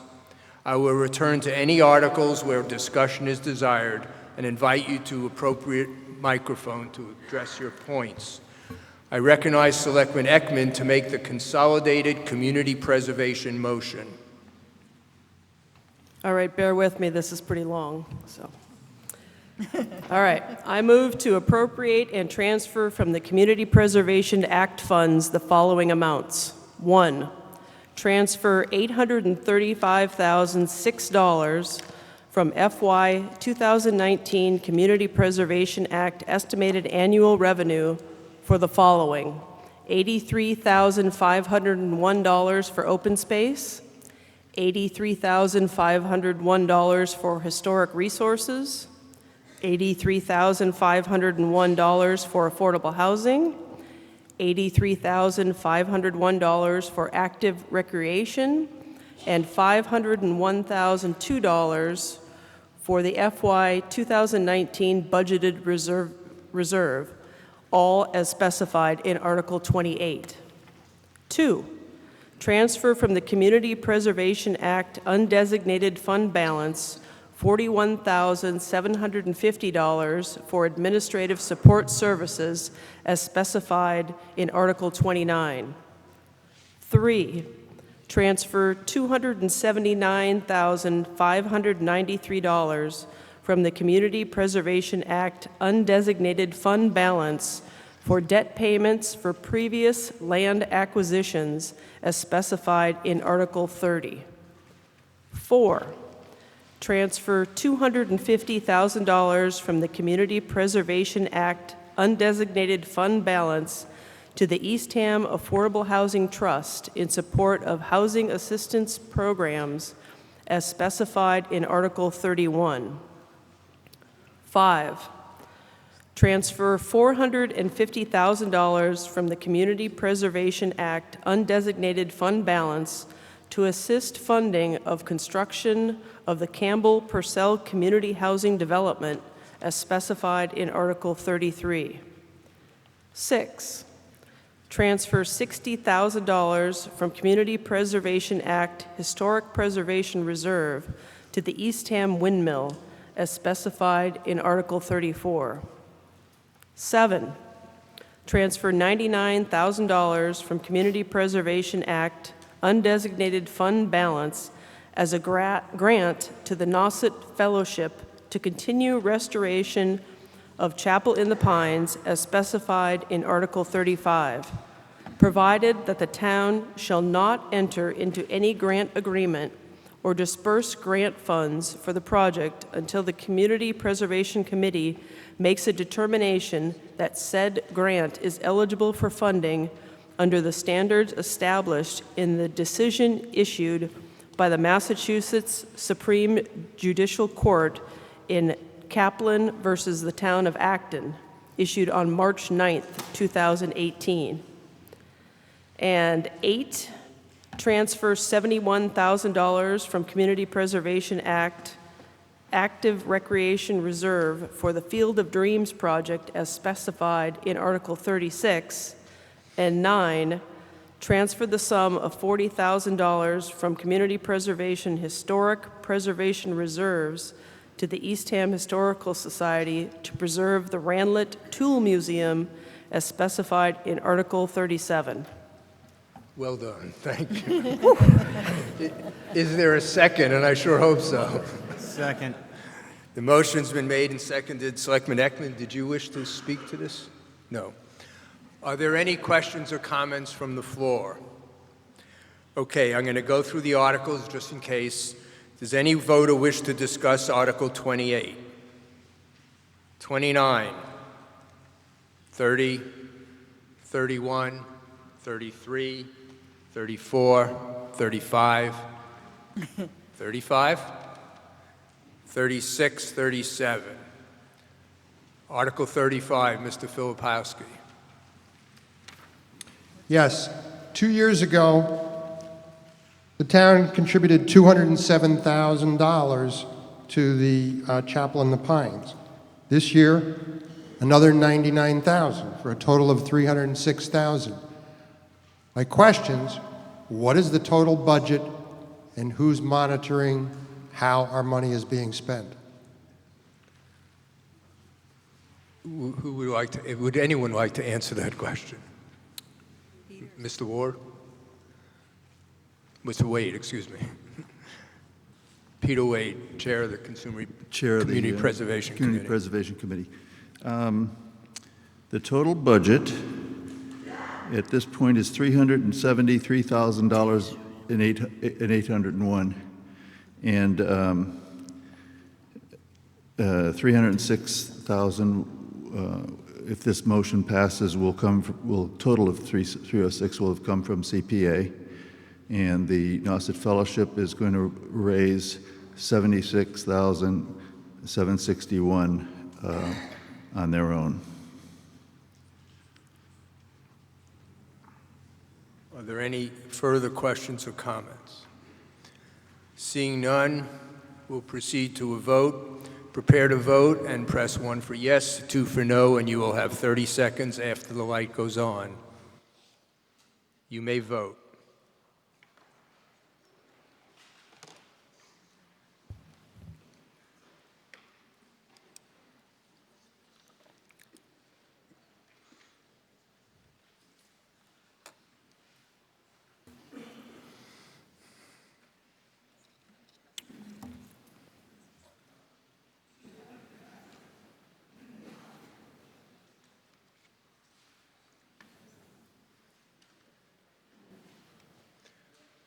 The voting period is closed. Yes, 273, no, 32. The motion is approved. As I mentioned earlier, I have a conflict of interest on Article 32, so Dave Schrofer, a former moderator, will handle Article 32. Mr. Schrofer.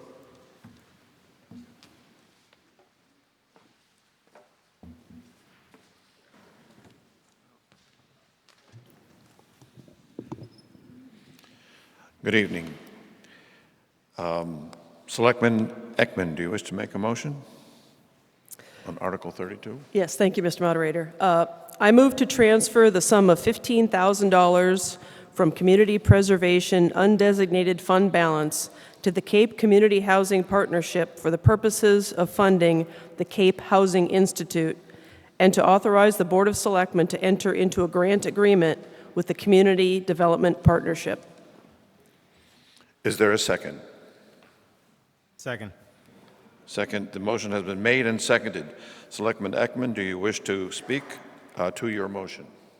Yes, briefly just say I did attend the first Housing Institute that was held last fall, and it's a great program to educate local officials, community members, anyone interested in affordable housing, to really come up with creative ways to meet the needs of our community. So all the towns, I believe, on the Cape are contributing to this. Several have passed already, and I imagine with all the town meetings going on tonight, a few more will also pass. It's a great resource for the communities, and I hope to see it continue on. Thank you. Are there any other comments or questions from the floor? Seeing none, no one at the mic, we will now vote. You have 30 seconds to vote after the light goes on. The light is on. You may now vote.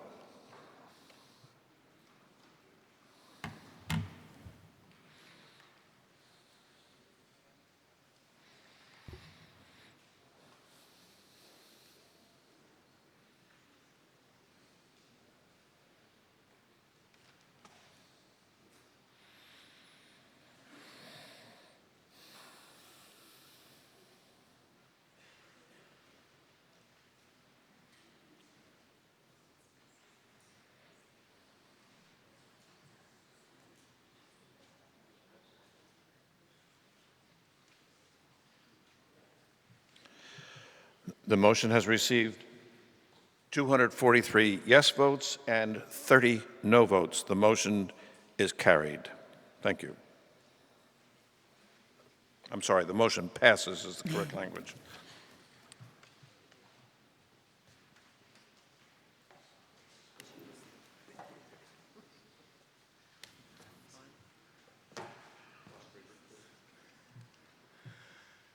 Thank you, Dave. Article 38, Selectman Ekman. Okay, this is my last one, I promise. I move to appropriate the sum of $250,000 for the acquisition and other related costs associated therewith from the Community Preservation Open Space Reserve, and authorize the Board of Selectmen to acquire by gift, purchase, or eminent domain a fee simple interest or less in a parcel of land containing 1.623 acres, more or less, located at 390 Locust Road, Eastham, as printed in the warrant. Is there a second? Will someone please second this? He did. Martin did. Okay, thank you. Do you wish to speak to the motion?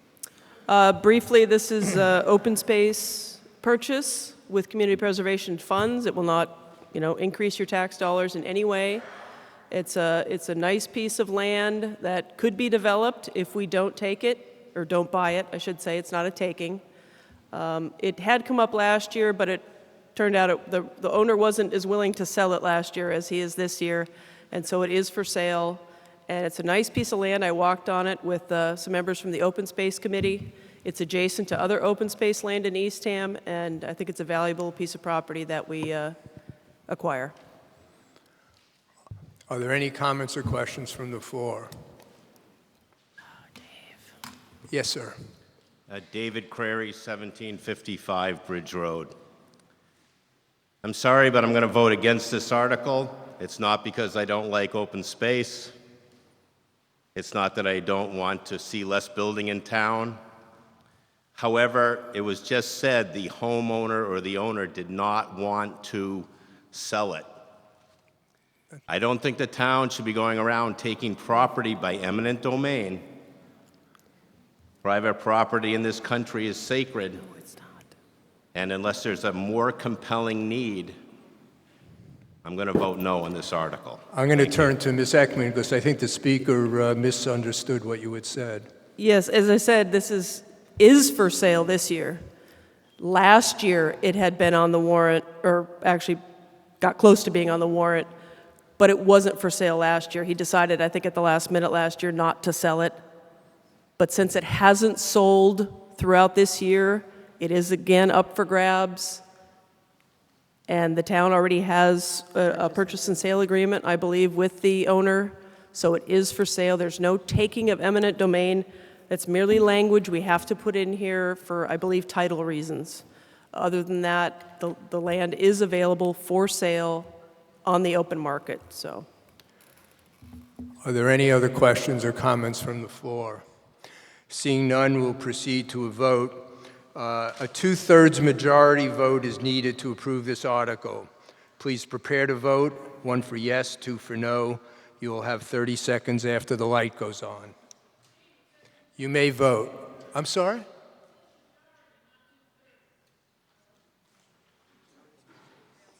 Right, in the warrant it does. What does the warrant say? Warrant says majority, two-thirds. but it's two-thirds. Yes, it's two-thirds. There was a mistake in the warrant. So can we start this? Turn the light off now. We'll start the voting period again. When the light goes on, we'll start it again. You may now vote.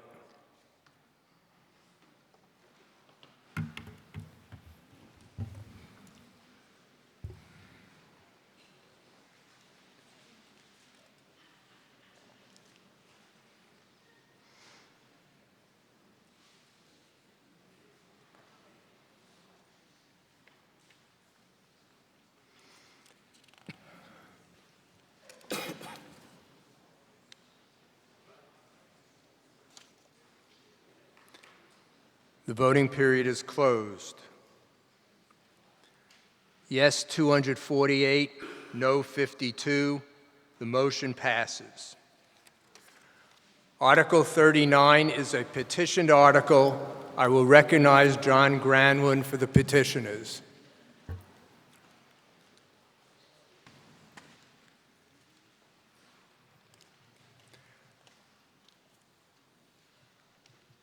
Thank you, Mr. Moderator.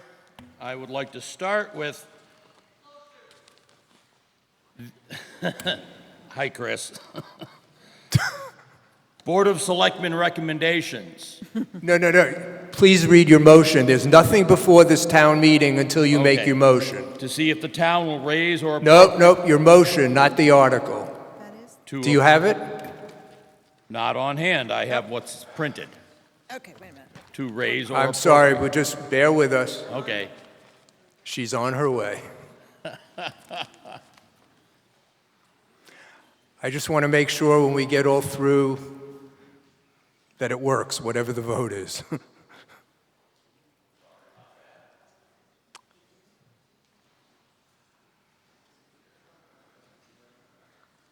I move to appropriate the sum of $100,000 for costs associated with the engineering study and obtaining permits to dredge Nauset Estuary, including all costs incidental and related thereto. In that, to meet said appropriation, the treasurer, with the approval of the Board of Selectmen, is hereby authorized to borrow $100,000 and to issue bonds and notes, therefore pursuant to MGL Chapter 44, Sections 7 or 8, or any other enabling authority, provided, however, that any borrowing authorized hereunder shall be contingent on the passage of a Prop 2.5 debt-exclusive vote. Any premium received by the town upon the sale of any bonds or notes approved by this vote, less any such premium applied to the payment of costs of issuance of such bonds or notes, may be applied to the payment of costs approved by this vote in accordance with MGL Chapter 44, Section 20, thereby reducing the amount authorized to be borrowed to pay such costs by a like amount. Thank you. Is there a second? Second. Okay. Wow, that's a mouthful. John, you indicated you'd take about 5 or 6 minutes to speak on the motion. I'll alert you when you get to 5, so you Okay. note some time's remaining. First, I would like to start by just putting a dollar value on the commercial industry that runs out of Nauset Estuary. Lobstering is one of the largest industries. There's 10 licensed lobstermen in Eastham, 21 in Orleans.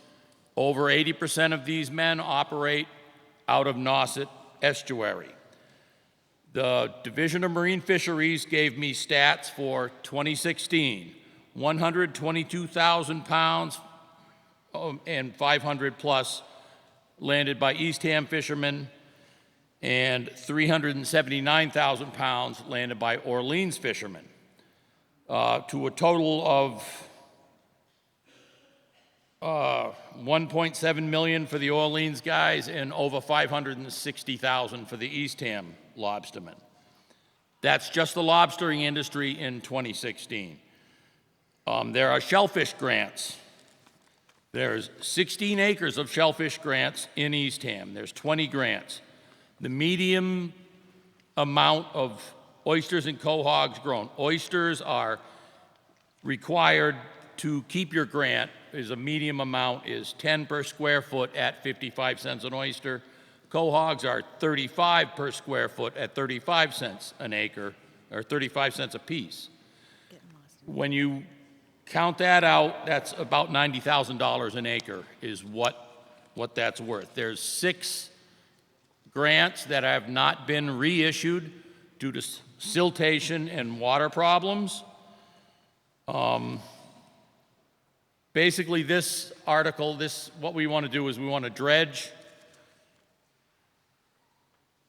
to promote better water flow and well, we want to clean up the water. You can't dredge, you cannot use water quality to promote dredging as a reason to dredge, but every time they dredge, water quality is improved. This speaks to Article 15 on water quality in Salt Pond and the promotion of aquaculture. Orleans is committed to this project. Orleans has spent over $300,000, $338,000. The total permitting cost is $410,000 through the Woods Hole group. The reason I'm asking for $100,000 is $78,000 to make up the shortfall from Orleans, what they've already appropriated, to what needs to be appropriated to get this done. 90% chance we're not going to come back and ask the town for money to do the dredging. Orleans is committed, and they have put in writing that they're committed to do the dredging. The dredge cost in the end, this money is just for the permitting and study of everything that's got to be done. Orleans is committed to doing this. They want the sand. They want the sand for Nauset Beach. They're going to pay $11 a yard to have the dredging done. We need to make sure that Orleans harvesting of sand in Eastham will not have a negative effect on the fishing industry and the fishing families that earn their living out of this harbor. With those kind of numbers, this harbor is one of the biggest employers in the town of Eastham. It's bigger than Cape Associates. It's bigger than Nauset Marine and Mid-Cape. This is how many families. There's 10 lobster boats out of Eastham with a crewman. That's 20 households. That's just the lobstering side, never mind the grant side. This is a huge employment for families in Eastham. So we need to protect Eastham's natural resource. So we need to come up with this money to get a contract with the Woods Hole Group, who Orleans is already contracted with. We need to have a voice in what's going on, and they need to look out, we need to look out for our own interests in this. I can't stress this enough that Orleans just wants to harvest the sand to fix Nauset Beach, but we need to make sure that everything that's done in Eastham waters is done for the good of the town of Eastham. Thank you.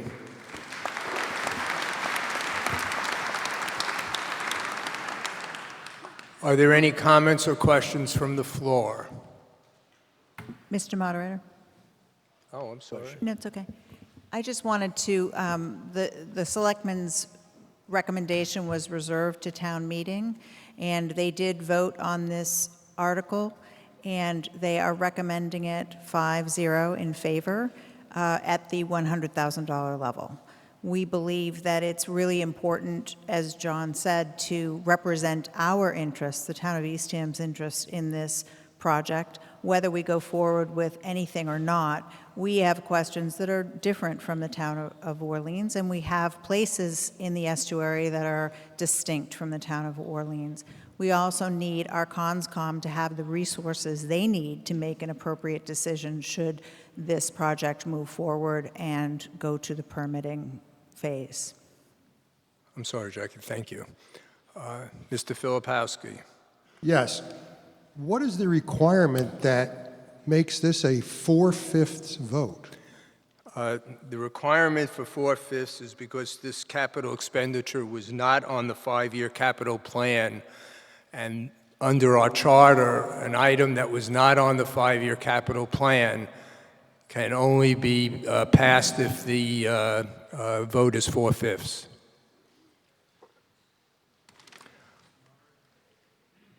Mr. Saraso. The printed warrant shows a vote by the Finance Committee of 1 in favor, 6 opposed, not recommending opposition to this article as printed. We had a vote just before the town meeting, understanding that the article would be, the motion would be for $100,000, and the committee voted 7-1 to recommend approval. Thank you, Mr. Moderator. Ms. Gowron. This is not a question. Please state your name and address. Oh, excuse me. Elizabeth Gorin at 100 Log Cabin Road. This is more of a comment of question nature.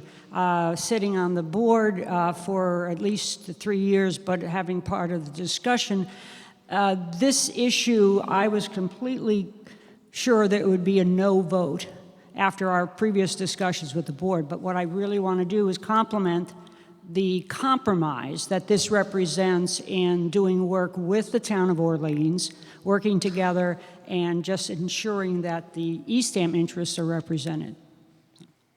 Thank you. Are there any other questions? Yes, please. You have a question? I do. My name is Pat Diamond. I live on Billingsgate Avenue in Eastham. My question is really relative to the repetitive nature to prevent repetitive siltration. How often would this have to be repeated? Is it an annual need because of the filling again? Is it a one-time cost? Does anyone have any feeling for that? Jackie, do you want to respond? I think the short answer is even the engineers, even the people that are doing the study can't tell us at this point what would happen. And it's a very dynamic estuary that changes every year. The 4 storms we had this past winter really changed it. So it is impossible for us to answer that question at this moment. I appreciate the answer, and I hope it goes forward. I think it's important for the community. Yes. Jim McGrath, 45 Salt Pond Road. I do work for the town with the fire and rescue. This article was brought to the special town meeting, passed more than a 2/3 majority vote, only needed a majority vote. I guess that was a mistake. That's why it's back here, if there's some confusion. There's been an amendment to it, and the money is somewhat reduced. Orleans is invested in this. This is a matter of opening up the channel on our ocean side. We just voted favorably on our bay side to spend Phase 1, $1.3 million, and that doesn't include the dredging. Dredging is needed on the bay side. Annually, anybody that uses that harbor knows to come and go from there. I was given an answer of about once every 10 years on the bay side. The ocean side, this was a practice that was done in the earlier years. The harbor's still there. There are still many users. It's a great resource to all users, people accessing the beach. For our rescue sake, it makes a safe passage for us to get out there if anybody's injured or needs our aid. Having a safe channel to pass through, this would allow that to happen. It is important to me to see this happen is, putting numbers on a house or keeping a road open or a driveway open from trees so we can get a fire truck in. I would hope that everybody would vote favorably for this. Thank you. Thank you. Question at the microphone. Yes, Pat McDonald, 230 Goody Hallett Drive. Sorry, Pat McDonald, 230 Goody Hallett Drive. I just want clarification. This is for the study phase, and does this commit us to do the dredging? Okay, and is there any idea of what the dredging cost would be for Eastham? Just one second. Can you answer that other than the shaking? So sorry. It's recorded, and so. Sorry. This is just for the permitting and study phase. It does not commit us to anything. We would have to come back to you for that. The petitioner was correct. The town of Orleans is indicating that they would pay for the dredge.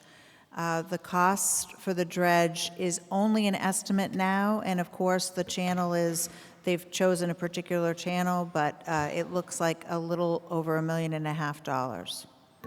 Okay, thank you. Seeing no one at the microphone, we'll prepare for a vote.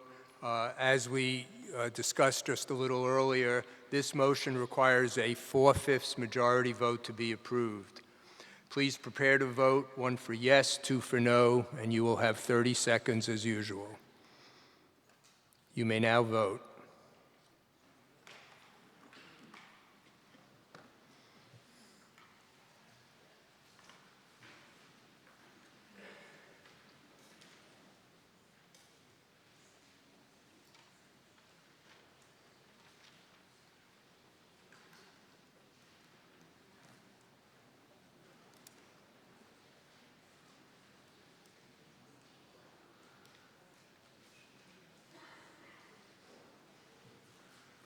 The voting period is now closed.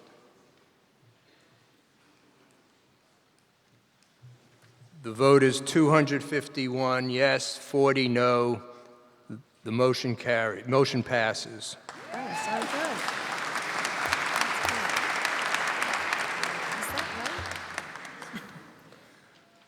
Article 40 is another petition article, and I will recognize Art Autorino for the petitioners.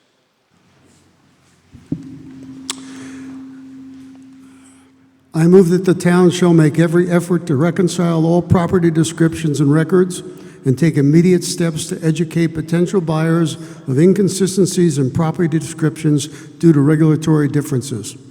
Is there a second? Art, you indicated you need no more than 5 minutes. It's pretty simple. You got a 3-bedroom house, lots of relatives in the summer, more kids, more grandkids. It's getting really crowded, so you decide, gee, I want to get a 4-bedroom house. I think I want to move. I love Eastham, but I want to be in a 4-bedroom house. So you go out, you get a realtor, you start looking, you find a 4-bedroom house, you go and you look at it, and God, it's got 4 bedrooms, you love it. You love the location, you love the price, it's going to be perfect. But you really want to make sure you know what you're getting. So first of all, you go to the assessing department and you pull the assessor's record. And yeah, sure enough, it says it's got 4 bedrooms. So you really like that. Now, you've been through the house and you've seen all 4 bedrooms. You talk to your realtor and she shows you the realtor listing. It's a 4-bedroom house. Okay, this is really great. Even, in fact, I'm going to go check Zillow, all right? I want to make sure what Zillow says. Zillow says it's 4 bedrooms. I love it. It's really fantastic. I want to make sure that septic system is right. So you pull the septic system inspection. It's a 4-bedroom septic system, so you buy it. You're happy as can be. But there's a couple things you want to do to the house. So one of those things requires that you go to the health department and you go before the Board of Health. And they say, well, that's not a 4-bedroom house, that's only a 3-bedroom house. I'm sorry, but you only bought a 3-bedroom house, so you can't do what you want to do. And the Board of Health and the Health Department definition of bedrooms is what prevails. And if you don't like that, you have to sue the town to try and make a change. So it's pretty simple. This gives buyers the information that when they look at that assessor record that says it's assessed as 4 bedrooms, but you can only have 3 bedrooms from a Board of Health standpoint. Thank you. Mr. Schrofer. Dave Schrofer, 311 South Sunken Meadow Road. In the language in this that I have a question about, it says all property owners would need to allow staff to inspect the interior of their homes every 5 years. While it qualifies it later, I don't know whether or not it would be illegal for a homeowner to say no, because it says need to allow, and it sounds like that's a law that could be enforced. Is that a correct interpretation? Jackie? Through you, Mr. Moderator. No, that is in my summary where I'm trying to explain the complexities of what sounds like a totally reasonable thing to want to do. And I've had discussions with the petitioner and with my staff to try and say, how can we move faster towards this? Because we are increasing our technology, we are doing things that allow us to communicate much faster internally within departments between assessing and building and health. But there are statutory differences between how the assessor's office categorizes things and how the Board of Health and the Health Department categorizes things. So in order to explain that, I wrote that in the warrant as a summary. But I do agree that we need to do this. We're working towards it, and thanks to Art, we've come up with some interim ideas of how to at least alert homeowners when they're looking at their assessing cards and planning something that they need to contact other departments and do more research. Mr. Moderator, would you accept an amendment? It would take me time to get up and write it, but I think the word need should be eliminated and instead replaced with the words would have the option to allow the staff to come in. I don't exactly know how to say this other than be direct. No, I would not accept an amendment, but the reason is, one, that was in a summary, and it is not part of the motion. Two, it was a summary for an idea that was modified by this motion. So the summary was trying to explain why the original article would have been difficult to implement. But that original article has not been moved, and instead the motion brought by the petitioners has really nothing to do with that aspect of the summary. In any event, that summary, even under the original article, is not before the town meeting for a vote. The only thing that's before the town meeting now is Mr. Autorino's motion. And just to clarify, he moved that the town shall make every effort to reconcile all property descriptions and records and take immediate steps to educate potential buyers of inconsistencies in property descriptions due to regulatory differences. Thank you, sir. I appreciate You're very that. welcome. We have another question at the microphone. Nope, we have someone who wants to speak to the motion. Good evening. My name is Eileen Siebold from 365 Hay Road. I would like to urge those of you here tonight to vote against Article 40 as it is presently written. While I can appreciate the need to reconcile town records in various departments, I think this proposed article is not well thought out. The inclusion of an inspection every 5 years is troublesome at best. The Constitution, Amendment 4, protects us against undue search, or in this case, inspection.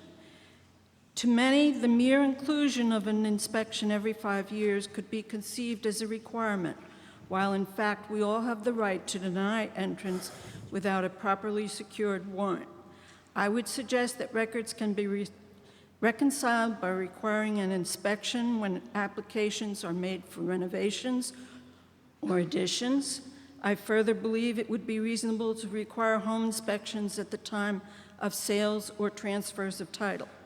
But inspections every 5 years on a routine basis, I cannot agree with. I urge all of you to vote no.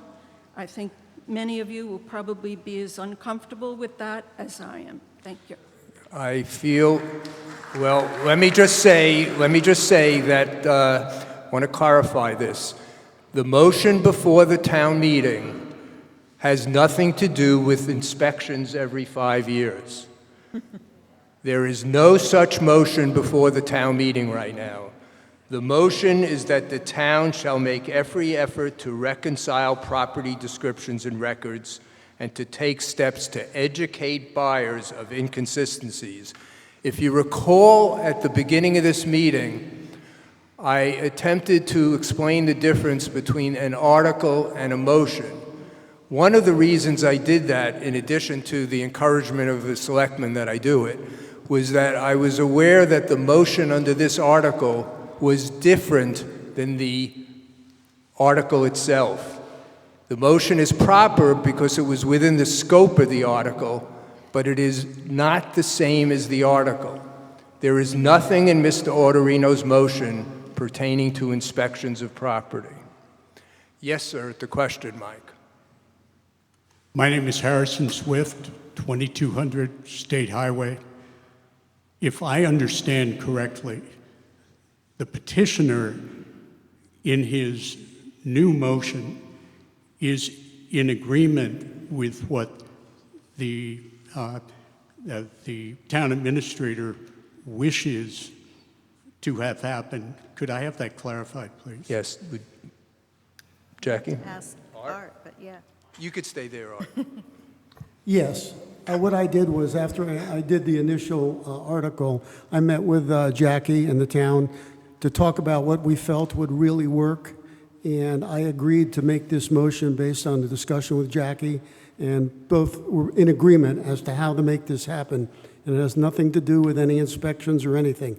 It just has to do with letting buyers know that, in fact, there is a difference potentially between the assessor department and the health department. Thank you. Thank you. Are there any other questions or comments? Yes. Stephanie Fields, 10 Hughes Road. This is no disrespect to the town, but I'm urging people to vote no on this because, as everyone sitting up there knows, my husband and I are going through the permitting process right now for a new home that we're building. Pretty much everybody within, maybe not a half mile, but a quarter of a mile radius has plans to my house. So if all of my neighbors know exactly how many bedrooms I have and exactly how many bathrooms I have and where they're located and the exact square footage and where my bed's gonna go in my bedroom, I feel like the town should know. No offense, guys, but I feel like this is an internal issue, and I'm not so sure that it's our issue, and it feels a little bit Big Brother. So I urge everybody to vote no. Thanks. Seeing no one else at the microphone, please prepare to... I'm sorry? Please prepare to vote. You have 30 seconds to vote after the light goes on.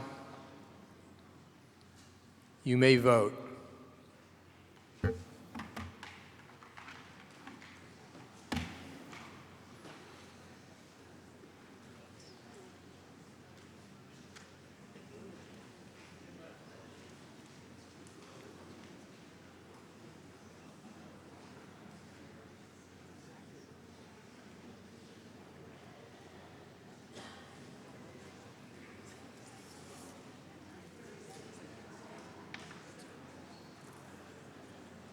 The voting period is now closed. Yes, 142. No, 114. The motion passes. Article 41, Selectman O'Shea. I move that the town vote to accept published reports. Is there a second? Second. Any discussion? All in favor say aye. Aye. All opposed say no. The motion carries. Bill, this is the time now. This is it. I move that the 2018 annual town meeting be dissolved. Is there a second? Second. Any discussion? All in favor say aye. Aye. No, the ayes have it. The meeting is dissolved.